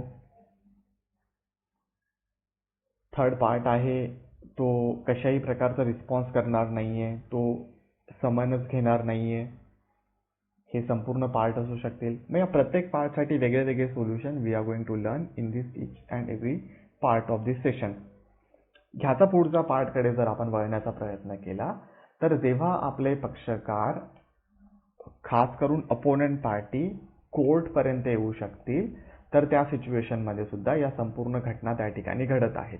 म्हणजे काय आहे की बाबा फक्त तुम्हीच ॲडव्होकेट करायला पाहिजे का? अपोनंट पार्टी की बाबा माझ्या विरोधात एखाद्याने डिवोर्सची फाईल केली, एखादा सांगण्यापेक्षा पत्नीच करू शकेल, दुसरं तर कुणी करणार नाहीये. मग मला सुद्धा ॲडव्होकेटची मदत हवी असेल. मग ही जी सिच्युएशन आहे त्यासाठी क्लायंट हँडलिंग, डॉक्युमेंटेशनचा part, facts and law points, defence किंवा काउंटर क्लेम मी कशा प्रकारे करू शकेल. मग ह्याचं व्हॅलिड ग्राउंड माझ्यासमोर असायला पाहिजे. कारण की ॲज अ प्लेंटिफ म्हणून, ॲज अ वादी म्हणून जेव्हा मी केस दाखल करतो माझ्या डोक्यात वेगळ्या कल्पना आहेत की बाबा मी याचा बदला घेऊनच राहीन, माझ्यावर एवढी प्रताडणा झाली, मला ह्याचा बदला पाहिजेच आहे, मी डिवोर्स घेऊनच राहीन. पण अपोनंट पार्टीचं काय म्हणणं आहे नेमकं, त्याच्याकडून ती स्ट्रॅटेजी सुद्धा आपल्याला माहिती पाहिजे. म्हणजे संपूर्ण कोर्समध्ये we are going to learn both the strategy from the plaintiff point of view, defendant point of view, वादीचा पॉईंट ऑफ व्ह्यूने किंवा प्रतिवादीचा पॉईंट ऑफ व्ह्यूने, ज्याला आपण सामनेवाला सुद्धा म्हणत आहोत, रिस्पॉन्डंट, डिफेंडंट वगैरे म्हणत आहोत. तर हा एक पार्ट असणार आहे. मग या संपूर्ण सिच्युएशनमध्ये प्रॅक्टिकल अस्पेक्टनुसार ॲडव्होकेट जे काही असणार आहे त्यांचा एक्सपिरियन्स सामील करण्याचा प्रयत्न करू शकतील. जसं की ॲज अ ॲडव्होकेट म्हणून ना बऱ्याच साऱ्या अशा गोष्टी तुम्हाला जर तुम्ही कोर्टमध्ये दाखल झालात ना तर तुम्हाला बघायला मिळेल. जसं की हजबंड अँड वाईफ जर ॲडव्होकेट असेल किंवा दोघांपैकी एक जरी ॲडव्होकेट असला तर बऱ्याच वेळेस डिवोर्सचा रेट ॲडव्होकेटमध्ये सुद्धा वाढलेला आहे सध्याच्या सिच्युएशनमध्ये. नो रिझन वॉट एव्हर दी काय असेल व्हॅलिड ग्राउंड, बट बऱ्याच साऱ्या डिवोर्स दिसतो आपल्याला, पाहावयास मिळतो ॲडव्होकेट्समध्ये सुद्धा. मग ह्या सिच्युएशनमध्ये ॲडव्होकेटनं स्वतःचीच केस लढायला पाहिजे का ॲज अ ॲडव्होकेट म्हणून? लढू शकतो.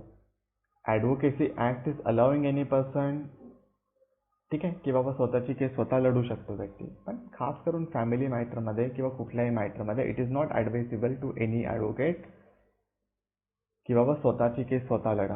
का? कारण की आपल्याला जे समोरच्या गोष्टी दिसत आहेत त्या व्हॅलिड ग्राउंडवर दिसू शकत नाही जर आपण स्वतःची केस लढत असू.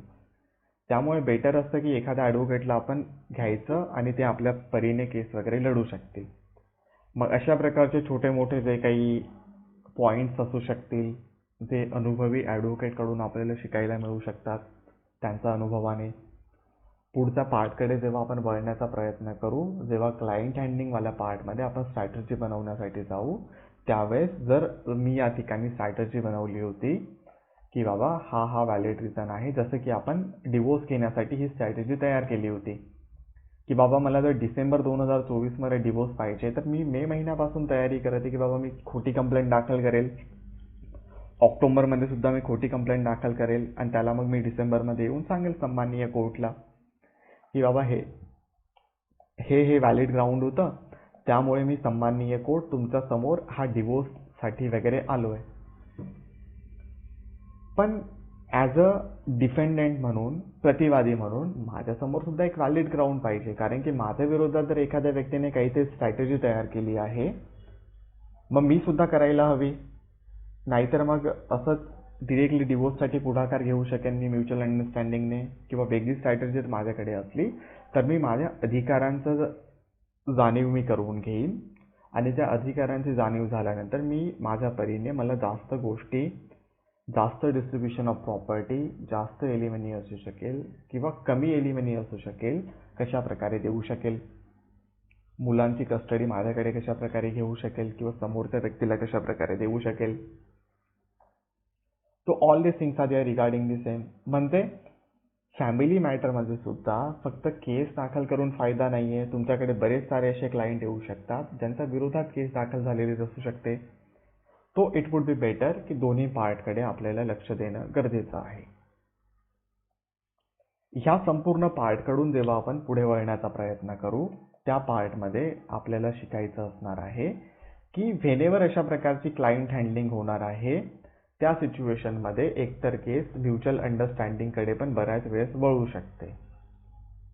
मग म्युच्युअल अंडरस्टँडिंगची प्रोसिजर काय असणार आहे ती आपण समजून घेण्याचा प्रयत्न करू. जर म्युच्युअल अंडरस्टँडिंगकडे वळाली नाही केस, मग आपण जी रेग्युलर प्रोसिडिंगकडे वळू. मग त्या रेग्युलर प्रोसिडिंगमध्ये आपल्याला बराच सारा पार्ट त्या ठिकाणी शिकावयास मिळू शकतो.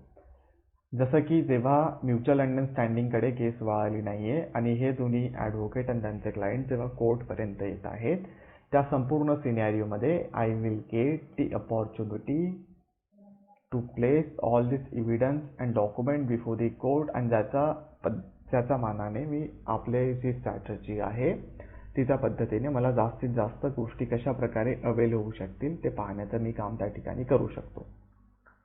हे संपूर्ण झाल्यानंतर कोर्ट समोर ऑप्शन्स असणार आहेत, कशा प्रकारे प्रोसिजर फॉलो करायची आहे. फॅमिली मॅटरमध्ये खास करून अंडर ॲमिकेबल सेटलमेंटची जी काही प्रोसिजर असते ती कोर्टपर्यंत केस येण्याच्या आधीच केली जाते. तो एक पार्ट लक्षात घ्यायचा आपल्याला. त्याचा पुढचा पार्टमध्ये आपल्याला लक्षात घ्यायचं असणार आहे की बाबा ह्या संपूर्ण पार्टमध्ये जेव्हा ॲमिकेबल सेटलमेंटकडे मी वळेन तर ॲमिकेबल सेटलमेंटसाठी, अल्टरनेटिव्ह डिस्प्यूट रिझोल्युशनसाठी कोणत्या गोष्टी व्हॅलिड ग्राउंडवर मी दोन्ही क्लायंटकडे समजावू शकेल किंवा ॲज अ ॲडव्होकेट म्हणून मी त्याचा बेनिफिट कशा प्रकारे करून घेऊ शकतो. जसं की कन्सल्टेशनच्या स्टेजमध्ये सुद्धा जेव्हा कोर्टपर्यंत पण मॅटर जात नाहीये तरी सुद्धा ॲज अ ॲडव्होकेट म्हणून मी दोन्ही पक्षकारांना व्हॅलिड ग्राउंडवर व्यवस्थितपणे समजावून सांगू शकतो की बाबा अशा प्रकारे केलं तर काय होईल, जर तुम्ही आता डिवोर्स केला तर काय होऊ शकतं, किती प्रॉपर्टी मिळू शकते, हिंदू आहात तुम्ही डिवोर्स घेतला तर काय होऊ शकतं, मुस्लिम आहात तुम्ही डिवोर्स घेतला तर काय होऊ शकतं, ख्रिश्चन आहात तुम्ही डिवोर्स घेतला तर काय होऊ शकतं, तुम्ही आता अर्निंग पर्सन आहात आता डिवोर्ससाठी ॲप्लिकेशन केलं तर काय होऊ शकतं, किती मेंटेनन्स दिला जाऊ शकतो, किती वेळपर्यंत तो व्हॅलिड राहू शकतो, हे संपूर्ण पार्ट येऊ शकेल त्यामध्ये. या व्यतिरिक्त सेम ग्राउंडमध्ये आपल्याला अजून काही गोष्टी शिकावयास मिळू शकतात की जेव्हा आपण 1 बाय 1 या स्ट्रॅटर्जी रिव्हील करण्याकडे वळू, मग जो मी रिप्लाय देणार आहे डिवोर्स पेटिशनला, ज्याला आपण रिटर्न स्टेटमेंट म्हणत आहोत किंवा रिप्लाय टू दी पेटिशन म्हणत आहोत, त्याची स्ट्रॅटेजी सुद्धा आपल्याला जाणून घेणं गरजेचं आहे.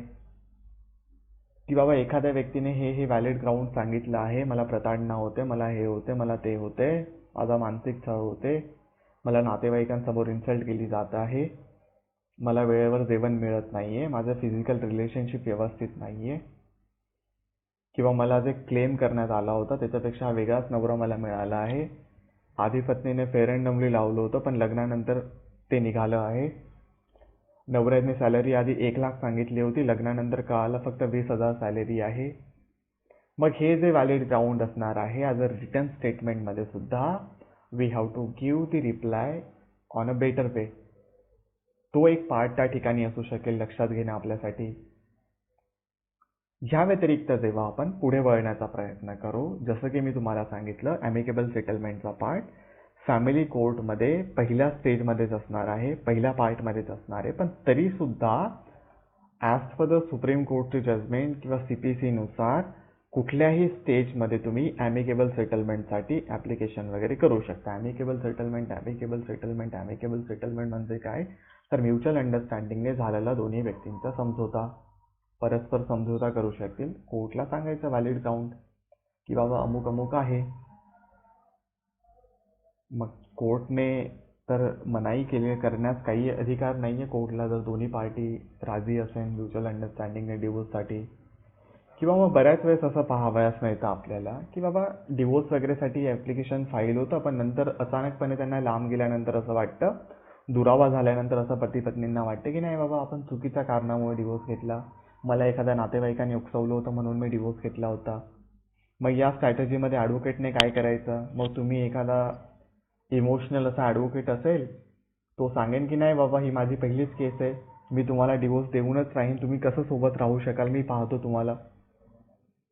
जर तुम्ही डिवोर्स पेटिशन केली, तुम्ही एवढे पैसे सांगितले होते, मी त्या पैसे मला मिळणार होते म्हणून मी TV घेतलाय घरामध्ये, मी कार खरेदी केली आहे, आणि तुम्ही आता सांगता की तुम्हाला म्युच्युअल अंडरस्टँडिंगने डिवोर्स घ्यायचा आहे, मग माझ्या पैशाचं काय, माझा EMI कोण पे करेल?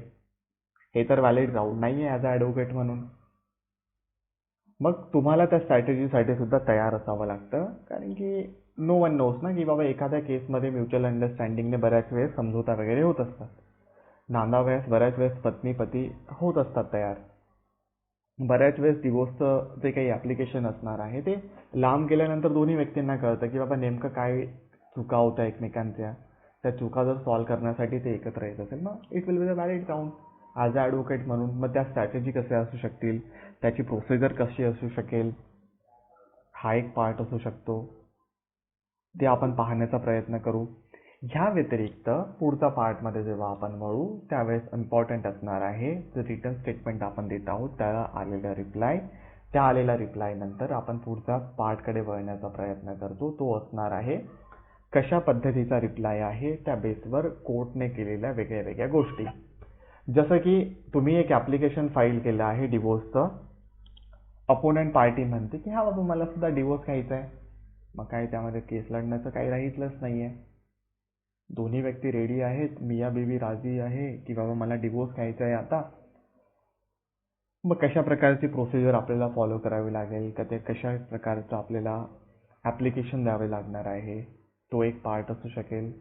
त्या व्यतिरिक्त दोन्ही व्यक्ती सांगत आहे की नाही बाबा आम्हाला दोघांना आता एकत्र राहायचं आहे, नांदायचं आहे, मग कशा प्रकारची प्रोसिजर असू शकेल, हा एक संपूर्ण पार्ट आपल्यासाठी इम्पॉर्टंट असणार आहे. या व्यतिरिक्त पती पत्नीपैकी कुणाला तरी वाटतं की बाबा डिवोर्स पेटिशन सुरू आहे केस, तोपर्यंत मला मुलांची कस्टडी पाहिजे, मग त्याची प्रोसिजर कशा प्रकारे असू शकेल. जर एखाद्या प्रॉपर्टीचं डिस्ट्रीब्युशन पाहिजे मला डिवोर्स पेटिशन सुरू असताना, मी जे दागिने आणले होते लग्नाच्या वेळेस ते मला परत पाहिजे, त्याची कस्टडी मला पाहिजे, ते कशा प्रकारे असू शकेल, त्यांचे ॲप्लिकेशन कशा प्रकारे देऊ शकू आपण, हा संपूर्ण पार्ट असू शकतो जो आपल्याला समजून घ्यायचा आहे संपूर्ण कोर्समधून प्रॅक्टिकल मॅनरमध्ये.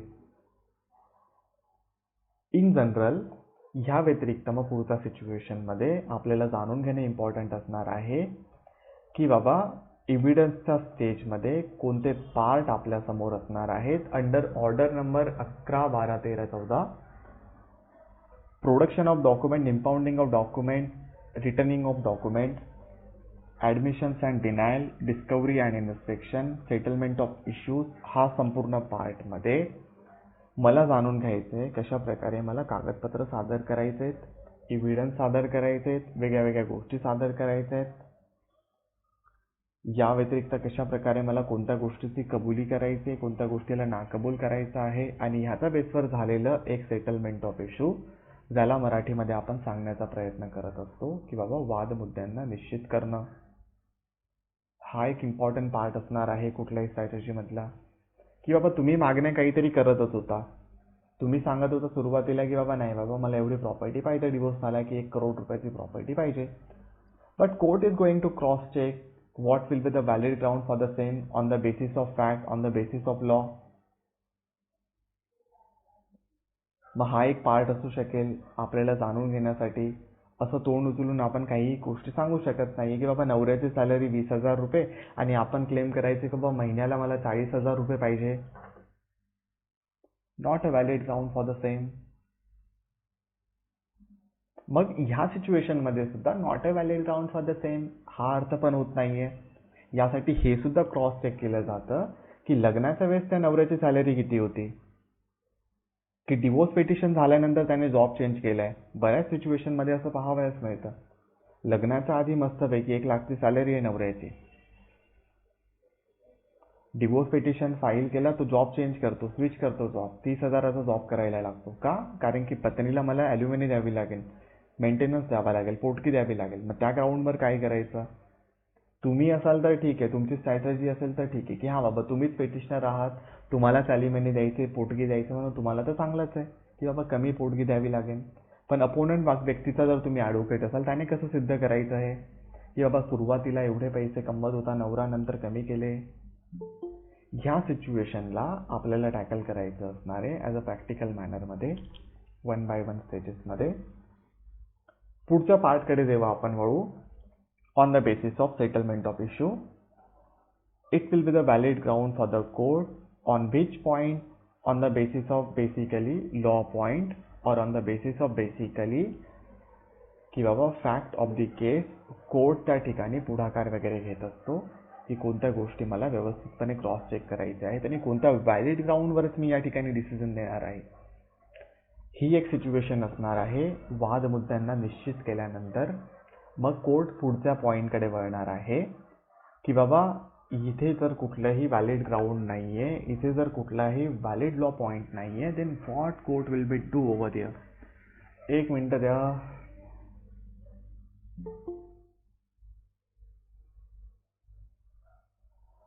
अच्छा जी, हां. तर इन दिस पर्टिक्युलर सिनॅरिओ की बाबा व्हॅलिड ग्राउंड नाहीये, मग काय कोर्टने नेमकं काय करायचं की बाबा कोर्टने मग मस्तपैकी बसून त्या ठिकाणी तोंड बघत बसायचं का दोन्ही क्लाइंटचं? तो this will not be also the valid ground for the same. ह्याचा पुढचा पार्टमध्ये जेव्हा मी वळतो त्यावेळेस जर ॲज अ कोर्ट म्हणून माझ्याकडे दोन्ही व्यक्ती आहेत, पत्नी आहे, पती आहे, या दोन्ही व्यक्तींचा पार्टकडे जेव्हा मी valid ground of fact, valid ground of law point जेव्हा घेऊन मी पुढे वळेन त्यावेळेस माझ्यासमोर असणार आहे ॲक्च्युअल हिअरिंगची स्टेज. क्रिमिनल पार्ट असला तर त्याला आपण ट्रायल म्हणत आहोत, पण सिव्हिल मॅटरमध्ये आपण त्याला हिअरिंग वगैरे स्टार्ट होणं वगैरे म्हणत असतो. ॲज अ ॲडव्होकेट म्हणून हे सुद्धा जाणून घेणं गरजेचं असणार आहे की ॲक्च्युअल हिअरिंग जी काही असणार आहे ती कधी स्टार्ट होते कुठल्याही केसमध्ये, तर ती स्टार्ट होणार आहे सेटलमेंट ऑफ इश्यूचा पुढच्या स्टेजपासून. का असं होणार आहे? कारण की ह्याच्या आधीचे संपूर्ण जे काही पॉईंट असतात त्या संपूर्ण पॉईंटमध्ये कोर्टला स्वतःच हे माहीत नसतं की व्हॅलिड ग्राउंड नेमकं काय आहे या केसमध्ये. That is why settlement of issue वादमुद्द्यांच्या निश्चितीनंतरच पुढचा पार्टमध्ये ॲक्च्युअल हिअरिंग स्टार्ट होते की कोर्टला नेमकं आता माहिती आहे की व्हॅलिड ग्राउंड कोणता आहे आणि कोणत्या व्यक्तीला कोणता अधिकार द्यायला पाहिजे किंवा नाही द्यायला पाहिजे, किती प्रमाणात द्यायला पाहिजे. व्हाय इट इज सो हे यासाठी असणार आहे की सेटलमेंट ऑफ इश्यूचा आधीचा पार्ट, ठीक आहे, ह्या आधीचा पार्टपर्यंत जेव्हा ॲज अ पार्टी म्हणून मी या ठिकाणी, ठीक आहे, डिवोर्स पेटिशन फाईल केलं होतं, ठीक आहे, ही जी काही प्लेंट असू शकेल, वादपत्र असू शकेल, डॉक्युमेंट असू शकेल, इव्हिडन्स हे फक्त दिले होते. पण ह्याची व्हॅलिडिटी काय आहे नेमकी, कोणत्या व्यक्तीने काय आहे, एखादा व्यक्ती काही ब्ला ब्ला ब्ला काहीतरी बोलत असतो तो की बाबा मला एवढी प्रॉपर्टी पाहिजे, तेवढी पाहिजे, कार पाहिजे, बंगला पाहिजे, गाडी पाहिजे, गार्डन पाहिजे, अर्धी प्रॉपर्टीज पाहिजे नवऱ्याची, सासऱ्यांची पण अर्धी प्रॉपर्टी पाहिजे. पण व्हॅलिड ग्राउंड काय आहे नेमका त्यासाठी, कागदपत्र तर मला पाहिजे ना समोर ॲज अ कोर्ट म्हणून. त्यामुळे सुरुवातीच्या स्टेजमध्ये कितीही तुम्ही ब्ला ब्ला काहीतरी केलेलं असलं, पण ते ब्ला ब्ला जे काही असेल ते कन्व्हर्शन कधी होईल, वादमुद्द्यांना फायनल झाल्यानंतरच त्याचं कन्व्हर्शन होतील व्हॅलिड ग्राउंडमध्ये.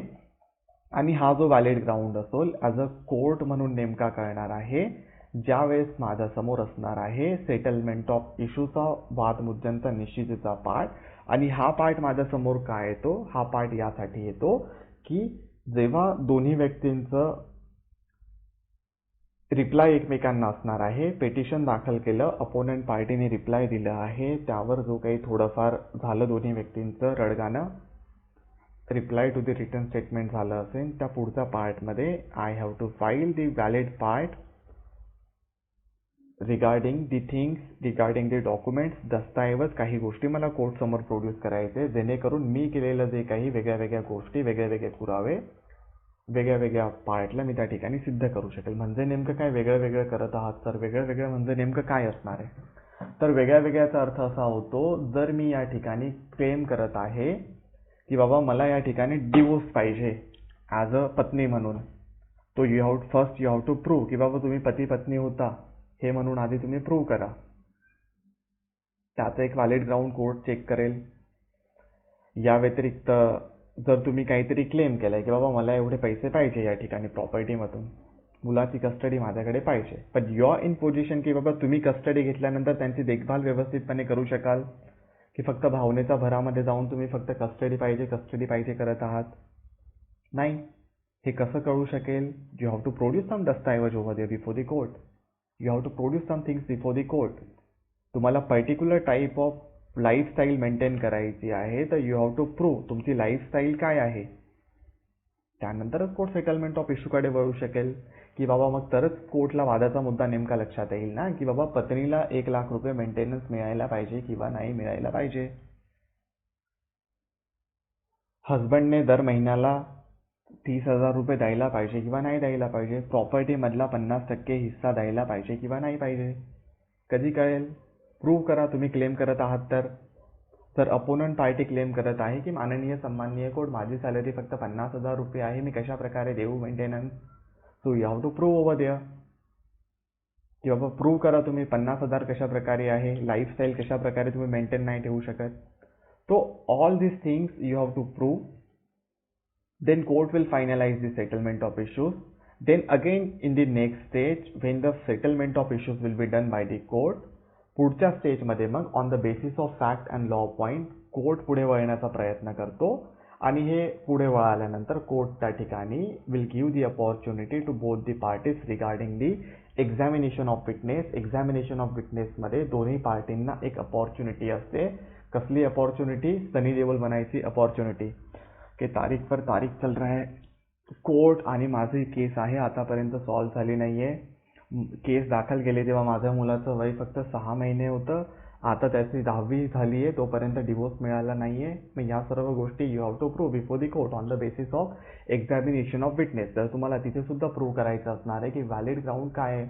तुम्ही सांगितलंय कोर्टला मोठ्या तोंडाने की माझी मानसिक प्रताडना होत होती, मला या व्यक्तीसमोर इन्सल्ट करण्यात आलं, मग गिव्ह दी व्हॉट एव्हर दी साक्षीदार प्रूव्ह करा कोर्टमध्ये की बाबा कोणत्या व्यक्तीसमोर इन्सल्ट केली. इन्सल्ट तर स्वतःसमोर करून तर होणार नाही आहे, एकमेकांमध्ये अशी कुठली इन्सल्ट डिफेमेशन काही होत नाही आहे. You have to do all this insult before the people whatever the मग हा संपूर्ण एक पार्ट असू शकेल जो आपल्याला जाणून घ्यायचा असणार आहे. एक्झामिनेशन ऑफ विटनेसची प्रोसिजरमध्ये दोन्ही व्यक्तींनी दाखल केलेले विटनेसेस, त्यांचं असलेलं एक्झामिनेशन, त्यांचा बेस असणार आहे की बाबा कशा प्रकारचे विटनेसेस व्हॅलिड असू शकतील, कशा प्रकारचे विटनेसेस इनव्हॅलिड असू शकतील, कशा प्रकारे ते दाखल करायचे, नाही दाखल केले तर त्याचे दुष्परिणाम, एक्झामिनेशन ऑफ विटनेससाठी कशा प्रकारे सिच्युएशन असणार आहे, examination in chief, cross examination, री एक्झामिनेशन यामधला परस्पर संबंध, या व्यतिरिक्त रेकॉर्डिंग ऑफ एव्हिडन्सचा पार्ट, ऑब्जेक्शनचा पार्ट, हे संपूर्ण आपण पाहण्याचा प्रयत्न वगैरे करणार आहोत. त्याचा पुढचा पार्टमध्ये जेव्हा आपण वळू तो असणार आहे आर्ग्युमेंट. आर्ग्युमेंटला आपण मराठीत म्हणतो युक्तिवाद. हो सर, आम्हाला सुद्धा माहिती आहे. गुगल आमच्याकडे पण आहे, गुगल ट्रान्सलेटर माझ्याकडे सुद्धा आहे. तुम्ही फक्त शब्दशः अर्थ नका सांगू की बाबा नेमकं युक्तिवाद म्हणजे काय. युक्तिवाद म्हणजे आर्ग्युमेंट. मग आर्ग्युमेंटची स्ट्रॅटजी काय असायला पाहिजे, on what basis we have to argue over there. मग आर्ग्युमेंटचे पार्ट आपण पाहण्याकडे वळण्याचा प्रयत्न करू. त्या आर्ग्युमेंटचा पार्टमध्ये we are going to learn some basic part. एक मिनटं द्या मला, तो I will show you the few things over there.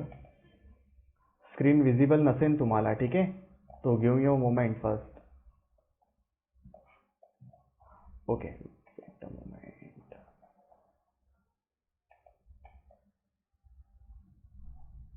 अच्छा चलो, नॉट एन इशू.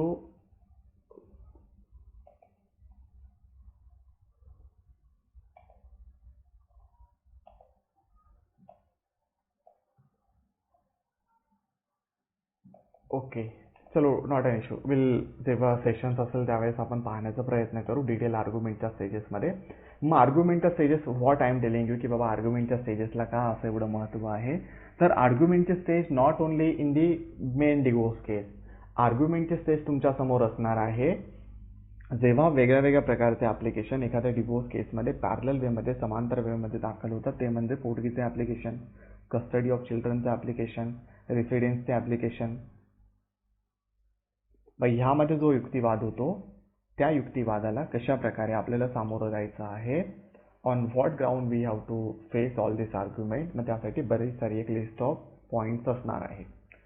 त्यापैकी मग संपूर्ण केसचा स्टडी करा सिस्टमॅटिकली. कोणते पॉईंट आपल्याला अगोदर मांडायचे, कोणते नंतर मांडायचे, कोणतं व्हॅलिड ग्राउंड माझ्याकडे आहे ते त्याने मला पॉझिटिव्ह वेमध्ये रिस्पॉन्स येऊ शकेल कोर्टचा, कोणतं असं व्हॅलिड ग्राउंड माझ्यासमोर असणार आहे ज्याला आपण म्हणू शकू precedent of judgement.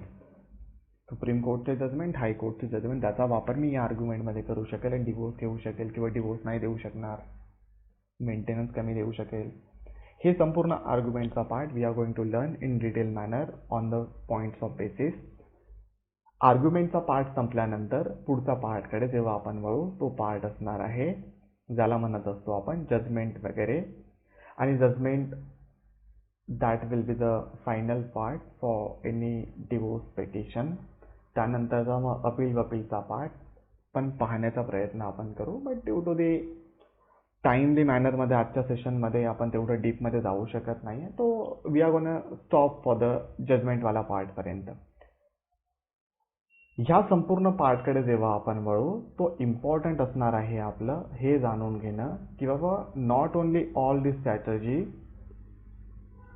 To learn, but या व्यतिरिक्त आणखी काही इम्पॉर्टंट पार्ट. एक मिनटं द्या मला, जर तुमच्यासमोर स्क्रीन विजिबल असेल तो I am gonna share you whatever the family court प्रॅक्टिसचे संपूर्ण मॉड्यूल. ह्या मॉड्यूलमध्ये आपण समजून घेण्याचा प्रयत्न करणार आहोत की नेमक्या कोणत्या गोष्टी आपण या ठिकाणी पाहू.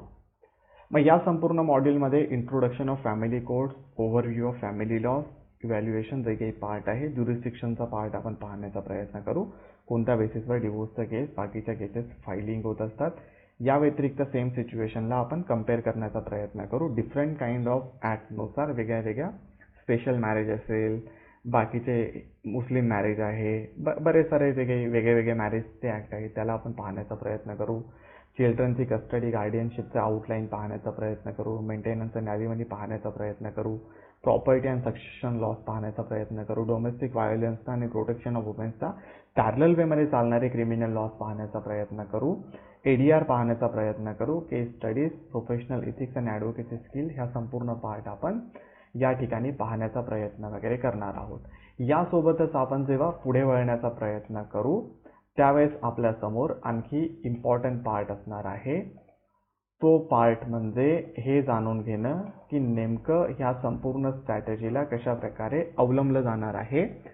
आणि हे जे अवलंबलं जाण्याचा जो काही पार्ट आहे हा त्याच वेळेस आपल्याला लक्षात येऊ शकेल when you are going to join the paid course of courtpractice.com. ह्या संपूर्ण जर्नी असणार आहे एका महिन्याची. सॅटर्डे संडे ऑफ असणार आहे, मंडे टू फ्रायडे क्लास असणार आहे. Timing will be 9 to 10. Course fees जर झाली, we already share you all this part. कोर्सची जी काही फीस असणार आहे ती 1000 रुपीज असणार आहे. बाकीचे जे काही डिटेल्स असणार आहे we are going to share the link to you. If you are interested to join the course you can join the course by making the payment. या संपूर्ण जर्नीमध्ये जे ॲडव्होकेट तुम्हाला शिकवणार आहेत they are already having a 16+ 15+ years experience in the family court. She is a practicing advocate in Mumbai, having a huge experience.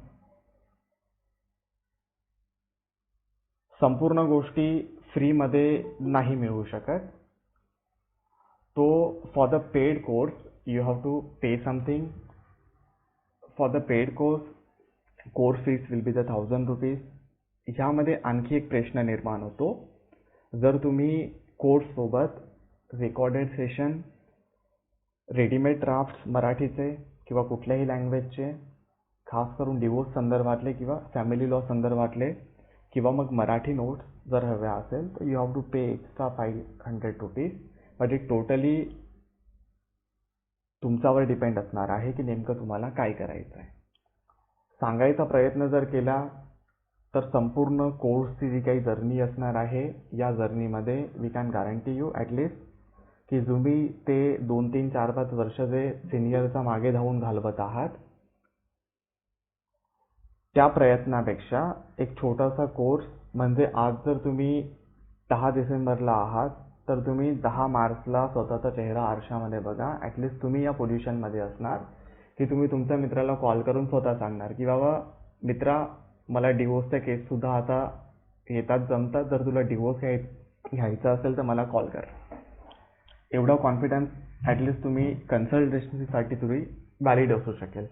तो this will the part we can say that. हा गंमतीचा भाग झाला. वेगळी गोष्टी असं करायचं नाही आहे. कुणालाही कॉल करून सांगायचं नाही की बाबा डिवोर्स वगैरे घ्यायचा आहे, नाहीतर चपला, जुत्या, चप्पल सगळं मिळू शकेल तुम्हाला free of cost without any valid reason. ठीक आहे. तर माझं नाव आहे advocate Mayur. I am the owner of courtpractice.com. If you wanted to join the court प्रॅक्टिसचा फॅमिली कोर्ट प्रॅक्टिसचे सेशन तो you can join the course by making the payment from the Monday. Regular session start होत आहेत. Along with the same जर तुम्हाला civil आणि criminal प्रॅक्टिससुद्धा शिकायची असेल तर तुम्ही सेम सिच्युएशनमध्ये या, वेबसाईटला या. वेबसाईटला आलं की तुम्हाला या ठिकाणी मराठी बॅचसाठी रजिस्ट्रेशन करायचं आहे. मराठी बॅचसाठी रजिस्ट्रेशन केल्यानंतर ती सुद्धा 12 फेब्रुवारीपासून स्टार्ट होते. तो all the scenario regarding the same. खाली फॉर्म मिळेल, तो फॉर्म वगैरे तुम्ही चेक करा, डेमो सेशन वगैरे घ्या त्याचे. तो you will get the opportunity to learn family practice, civil practice, criminal practice in the Marathi language. तो दिस विल द पार्ट. कुछ पाना है तो कुछ खोना पड़ेगा. तो जर तुमचे काही प्रश्न असेल तो यू कॅन इन्फॉर्म मी नाव. ठीक आहे. जर तुमचे काही प्रश्न आहेत ना तर तुम्ही मला विचारा. असा प्रश्न नका विचारू की बाबा त्याच्याने काही स्ट्रॅटर्जी रिव्हील होत असेल. For the same we have one more thing will be there. We also have one of the platform जो ज्याचं तुम्हाला 1 वर्षाची व्हॅलिडिटीमध्ये मिळू शकेल. एक पार्ट ज्याला आपण म्हणत आहोत कम्युनिटी, कोर्ट प्रॅक्टिस कम्युनिटी. तर तुमचे जे काही प्रश्न असू शकतील ते प्रश्न तुम्ही या ठिकाणाहून सोडवू शकाल. You just have to visit over there. Whatever the question you have, जो काही प्रश्न असेल क्लिक करा. ठीक आहे, क्लिक केलं की you will get the opportunity to ask any question. Category select करायची आहे, फॅमिली केसेस. इथे प्रश्न विचारायचा आहे सो अँड सो, की बाबा मला डिवोर्स केस हवी आहे, की बाबा माझ्याकडे हा क्लायंट येऊन बसला आहे, या क्लायंटचा हा सिच्युएशन आहे, नेमकं काय करू सन्माननीय कोर्ट प्रॅक्टिस.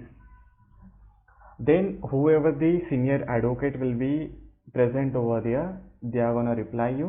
सगळं काहीतरी टाकायचं आहे, जे काही स्टोरी असेल ती टाकायची, ऑडिओ टाका, व्हिडिओ टाका, जे टाकायचं ते टाका. प्रायव्हेट ठेवायचं तर प्रायव्हेट ठेवू शकाल, ईमेल आय डी टाका, नेम टाका, सबमिट करा. मग जे कुणी सिनियर अवेलेबल असतील ते तुम्हाला या ठिकाणी प्रश्नाचं उत्तर व्यवस्थितपणे देऊ शकतील. ठीक आहे, तो all this things are there regarding this. And जर तुम्ही मराठीत टाकू शकाल तर मराठीमध्ये, इंग्लिशमध्ये तर इंग्लिशमध्ये.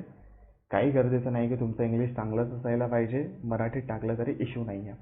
ठीक आहे, तो all this things are there regarding this. And त्याचे उत्तरं तुम्हाला मिळू शकतील. तो you will get the opportunity to get the access of all this part if you are going to join the course. तर हे संपूर्ण पार्ट आहे. तो if you have any question you can ask me now regarding the course only. ठीक आहे, कोर्सबद्दल काही प्रश्न आहे का तुमचा व्हॅलिड राहून, की नाही तर झालं, जेवढं शिकायचं होतं तेवढं झालं आहे आता. असं पण मला भूक लागली आहे, सॅटर्डे आहे. तो okay, this will the part. ठीक आहे, इथे तुम्हाला मोबाईल नंबर दिसत असेल, तो you can save the mobile number and you can contact on the same. कुणाचा काही प्रश्न आहे, काही प्रश्न विचारू शकता तुम्ही, की सर तुमचं नाव काय आहे, जेवण आहे का तुमचं झालेलं, तुमचं लग्न झालं आहे का सर. ॲटलिस्ट एवढा प्रश्न तुम्ही विचारू शकतो. तर मी सांगू शकेल तुम्हाला की माझं लग्न झालं नाही आहे. कोणतं स्थळ असेल तर तुम्ही सुचवू शकता.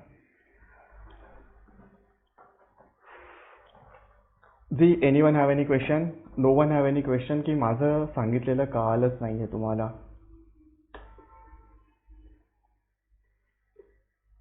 मराठी कळते तुम्हाला. Hello hello, alpha to delta. Hello hello hello hello. Hello, जी सर. नमस्कार सर. नमस्कार, रामप्रसाद गायकवाडजी. तुमचं नाव बऱ्यापैकी ऐकलं आहे आम्ही, कुटुंब ॲप. हो. जी सर, बोला. काय नाही, मी ऐकत होतो आता, म्हणजे लिंक मिळाली, जॉईन झालो. छान वाटलं ऐकून, म्हणलं तुमचं कौतुक करावं थोडं. Thank you sir. खूप छान वाटलं ते स्क्रीन वगैरे करून, आणि ते म्हणजे टेक्नॉलॉजी डेव्हलपमेंट केली. आम्हाला काही एवढं म्हणजे चालवता येत नाही स्क्रीन शेअरिंग वगैरे. नाही नाही, शिकाल, तुम्ही सुद्धा शिकाल. आम्हाला लेक्चर म्हणजे नॉलेज आहे, पण ते प्रेझेंटही करता येतं, पण इलेक्ट्रॉनिक मीडियाचा वापर तेवढा करता येत नाही ना. ओके सर, तुमचं इंट्रोडक्शन एकदा, मी आता जॉईन झालो ना तुमचा. माझं नाव advocate Mayur Valvi. I was a practicing advocate in Mumbai. पण लॉकडाऊन नंतर आम्ही ऑनलाईन प्लॅटफॉर्मकडे वळालो, क्योंकि फर्स्ट जनरेशन ॲडव्होकेट जे आहे त्यांना सिनियर तेवढे खास मिळत नाही आहे, किंवा त्यांच्याकडे वेळ नसतो म्हणून. किंवा मग जे अर्ली स्टेजमध्ये, जी मयूर वळवी, की अर्ली स्टेजमध्ये जे काही वर्ष वाया जातात, ते वर्ष वाया न घालवता त्यांना आम्ही जे बेसिक्स पार्ट आहे सिव्हिल क्रिमिनल प्रॅक्टिसचा, आणि खास करून आता फॅमिली प्रॅक्टिसचा सुद्धा, त्याबद्दल कल्पना देण्याचं काम करतो, आउटलाईन. तो मला एकदा हे मोबाईल नंबर. हा बघा, सेम मोबाईल नंबर तुम्ही स्क्रीनवर पाहू शकाल ना, तोच आहे. किती दिसतो ना? 89 28 45 40 18. हा, तो फार बारीक दिसेल स्क्रीन मोबाईल मध्ये ते.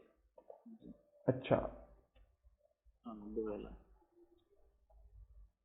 हा मोबाईल नंबर दिसत आहे. 28 45 45 40 8 आहे का नाही? जी. व्हॉट्सअप नंबर हाच आहे का? जी सर. अमोलजी, टायमिंग 9 ते 10 असणार आहे. जी, दीपकजी, काही प्रश्न आहे? गणेशजी, दीपकजी, अजयजी, बालाजीजी, गणेशजी, नंदिनीजी, नितीनजी, पूनमजी, प्रवीणजी. दररोज नवीन नवीन टॉपिक असतात का? नाही, हा फक्त फॅमिलीसाठीच होता, नवीन टॉपिक तर नसतात त्यामध्ये. जी फाल्गुन जी, विशाल जी. हॅलो. जी प्रवीण जी बोला.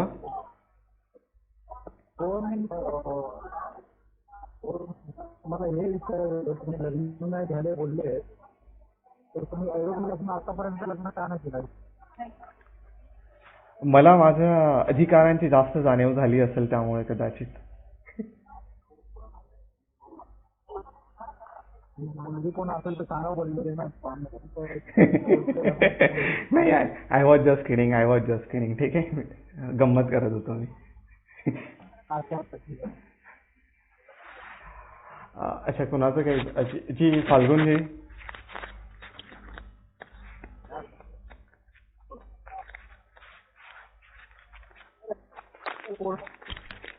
जी सर, तुमचा आवाज येत नाहीये.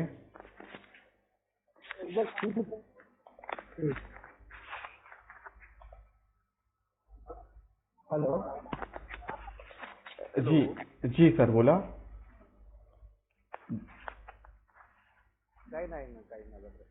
अच्छा, तुमचा प्रश्न नाहीये. धन्यवाद सर. चलो ठीक आहे. ऐश्वर्याजी, काही प्रश्न आहे तुमचा?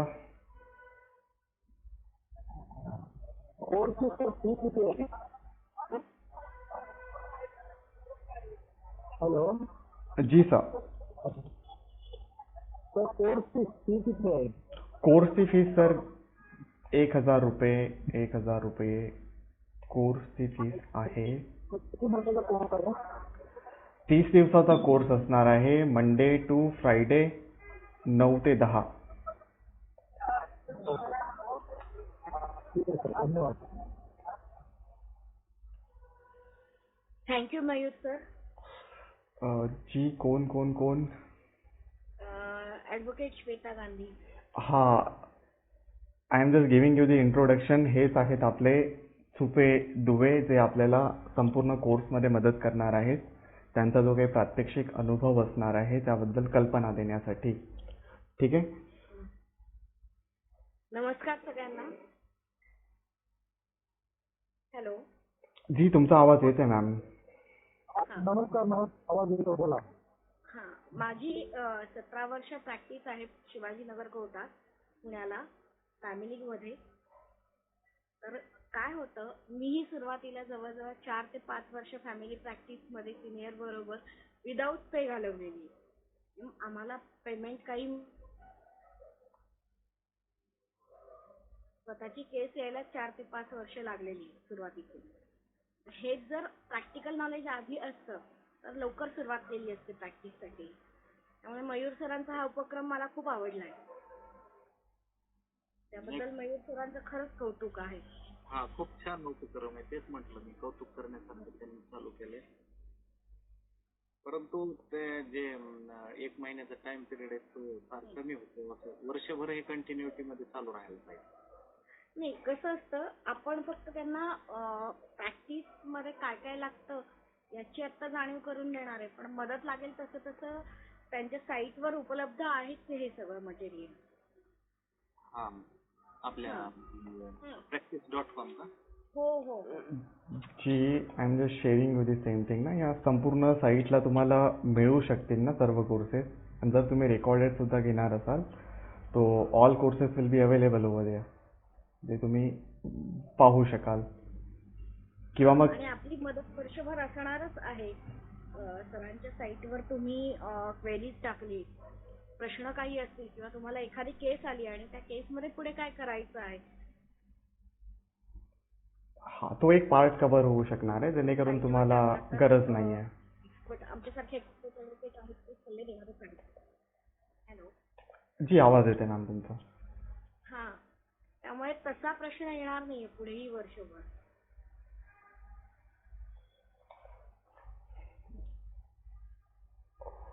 ओके, धन्यवाद सर्वांना. तुम्ही सर्वांनी तुमचा अमूल्य वेळ दिला. धन्यवाद श्वेता मॅम.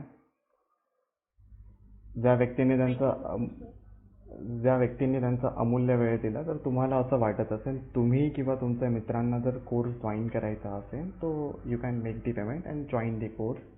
मंडेपासून शिकायला सुरुवात होणार आहे किंवा शिकवायला सुरुवात होणार आहे. आणि खास करून मेजर गोष्ट अशी असणार आहे की जे कुणीही टीचर आपल्याला शिकवत आहे त्यांच्याकडे दांडगा अनुभव आहे आणि त्या अनुभवाचा आपण फायदा वगैरे घेऊ शकतो. आणि खास करून मराठी लँग्वेजमध्ये शिकवणार आहात, त्यामुळे इश्यू नाही आहे त्याबद्दल. कारण की ॲज अ मराठी म्हणून जो काही वाव असणार आहे आपला कुठल्याही प्रॅक्टिसमध्ये, तर नेमका मराठी मुलगा कुठे अडणार आहे, तर त्याला भलेही माहीत असतं बऱ्याच वेळेस, पण प्रोसिजर माहीत नसते त्याला. ती प्रोसिजर संपूर्ण माहिती असली तर वेल अँड गुड. ॲटलिस्ट तो समोरच्या कोर्टने जरी सांगितलं की बाबा कोणत्या स्टेप घ्यायचं आहे तुम्हाला केसमध्ये, ॲटलिस्ट त्यांच्या डोक्यामध्ये हे असतो आधीच डोक्यामध्ये की बाबा हां, आता मला पुढे हे करायचं आहे, मला ते करायचं आहे. मग हे जे छोटे मोठे प्रश्न असू शकतील ना, यामध्ये तुम्हाला कुठल्याही सिनियरला कॉल करून, कुठल्याही मित्राला कॉल करून विचारायची कुठलीही गरज नाही आहे. मग ती एक छोटीशी जी 1 महिन्याची कोर्स आहे, यामधून तुमचे बरेच सारे प्रॉब्लेम सॉल्व्ह होऊ शकतात. ॲटलिस्ट बऱ्याच साऱ्या फेजमध्ये की बाबा तुमचा कॉन्फिडन्स एवढा येऊ शकतो. अदरवाईज मग सेम सिच्युएशन आहे. काही व्यक्ती जे 2 ते 4 वर्ष ॲक्च्युअल प्रॅक्टिसमध्ये लावत आहेत, हो लावायला पाहिजे, नो डाऊट. बट ही एक संकल्पना की ज्यामध्ये मी काहीतरी शिकत आहे आणि ते शिकून मी 3 ते 4 वर्ष लावत आहे, ते एक मोठी गोष्ट आहे. की बाबा तुम्ही सुरुवातीला अर्ली स्टेजमध्ये केलेलं क्लायंटचं हँडलिंग, ज्यामध्ये तुम्हाला काहीच माहीत नाही आहे, त्यानंतर तुम्ही असे क्लायंटचे हँडलिंग कराल ज्यामध्ये तुम्हाला 4-5 वर्षाचा अनुभव आहे, त्यावेळेसचं हँडलिंग.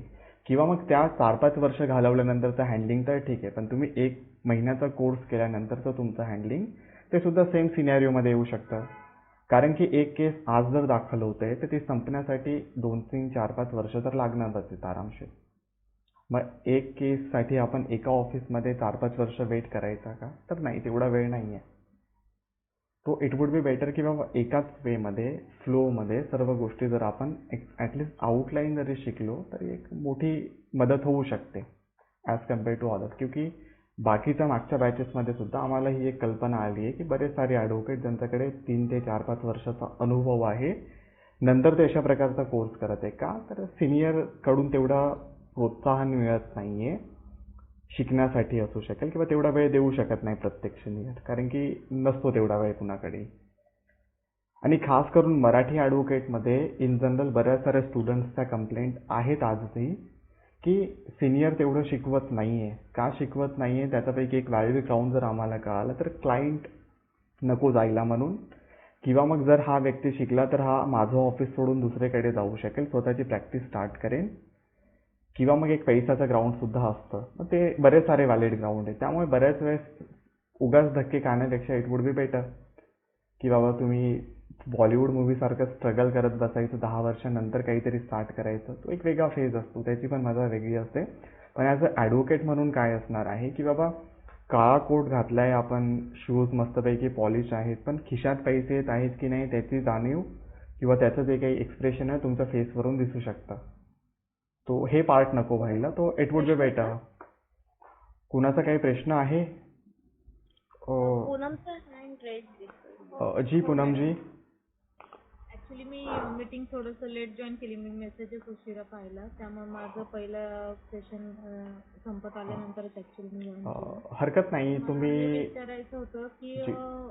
हे जे ऑनलाईन कोर्स आहे ते फक्त फॅमिली कोर्टाशी रिलेटेड मॅटर्स विषयी आहे का ओव्हरऑल सगळं? सध्याचा जो कोर्स आहे ना, तुम्ही ज्यामध्ये डेमो सेशन अटेंड करत आहात, तो फक्त फॅमिली प्रॅक्टिससाठीच आहे. पण या व्यतिरिक्त सिव्हिल आणि क्रिमिनल प्रॅक्टिससुद्धा आहे. आणि वी आर थिंकिंग की ई फायलिंगचा सुद्धा कोर्स पुढच्या आठवड्यानंतर स्टार्ट होईल. या व्यतिरिक्त लेबर लॉ, कन्झ्युमर लॉ हे सुद्धा प्रॅक्टिस खास करून मराठीमध्ये नेक्स्ट वीकपासून स्टार्ट होणार आहे. तो all are the bunch of all this thing. तर हा एक पार्ट आहे. म्हणजे हे जे कोर्स तुम्ही टाकलेलं आहे की मंडे पासून चालू करणार आहे, त्यामध्ये हे सगळं असणार आहे? जी. तुम्हाला जर सिव्हिलचा मेसेज मिळाला असेल तर सिव्हिल क्रिमिनल सुद्धा आहे, आणि जर फॅमिलीचा मिळाला असेल तर फॅमिली सुद्धा आहे. म्हणजे एक्सक्लुझिव्हली तेवढंच असणार आहे का? मला इथे फॅमिलीचं मिळालं आहे. हा, तुम्हाला फॅमिलीचा मिळाला, मग तुम्ही फॅमिलीचाच डेमो अटेंड केला आहे, आणि जे डेमो आहे ते फॅमिलीचं आहे, त्यामुळे मंडेपासून डेमोची जी काही फॅमिलीची बॅच आहे ती स्टार्ट होते. पण सोबत पॅरलल वेमध्ये सिव्हिल आणि क्रिमिनल सुद्धा असणार, so you can also join for the same. Okay, म्हणजे त्यासोबत त्याचं पण ब्रीफिंग नाही, तो टोटल वेगळा कोर्स आहे, त्याचा आणि फॅमिलीचा संबंध नाही आहे. ओके. गायकवाडचे काही प्रश्न आहे तुमचा? हा सर ते ई फायलिंगची बॅच कधी स्टार्ट होणार आहे मला पुढच्या वीकमध्ये फायनलायझेशन होईल. त्यानंतर वी विल इन्फॉर्म किंवा मग वेबसाईटला अवेलेबल होईल संपूर्ण डेटा ना, तो विल सर्क्युलेट दी मेसेजेस. फारच आवश्यकता आहे त्याची, त्यामुळे काय व्हायलंय ते म्हणजे दुसऱ्याकडं कोण करते नाही ते दरवेळेस 500 रुपये देणं नाही परवडणार आहे प्रत्येक ॲडव्होकेटला किंवा ज्युनियरला. तो क्लायंट आधीच मारुतीची केस दाखल केली 400 रुपये घेतले त्यांनी. हा ते एका ॲडव्होकेटलाच क्लायंट एवढे पैसे पे करत नाही आणि ते 500-600 रुपये त्यांना द्यायचं ते नाही परवडत तेवढं. So it would be better की 500 रुपये लागले आपण स्वतः करू. आपल्याकडे प्रिंटर आहे, स्कॅनर आहे, लॅपटॉप आहे, आपल्याला फक्त ऑपरेट करता येत नाही. ते जर तुम्ही शिकवलं तर खूप छान होईल. हा तो पण काही मोठी गोष्ट नाही त्याच्यासाठी, नक्की त्याच्यामुळे मंथली तितका आपला फायदा आहे. हो नक्की सर. कसं सर लवकर सर. धन्यवाद. कुणाचा काही प्रश्न नसेल तर तुम्ही सुद्धा जेवण करा. रात्रीचे 10:30 व्हायला आलेत. कुणालाही कॉल करून सांगू नका की बाबा तुम्ही डिवोर्सच्या मॅटर शिकत आहात. ठीक आहे, शिकल्यानंतर सांगा वाटलं, उगाच इश्यू नको होईल. चालेल, भेटू आपण सर्वांना. Good night. Good night. श्वेताजी, thank you for giving your valuable time. सर्व स्टुडंटला सुद्धा धन्यवाद तुम्ही तुमचा अमूल्य वेळ दिल्याबद्दल. See you in session if you are going to join the session, so it would be better.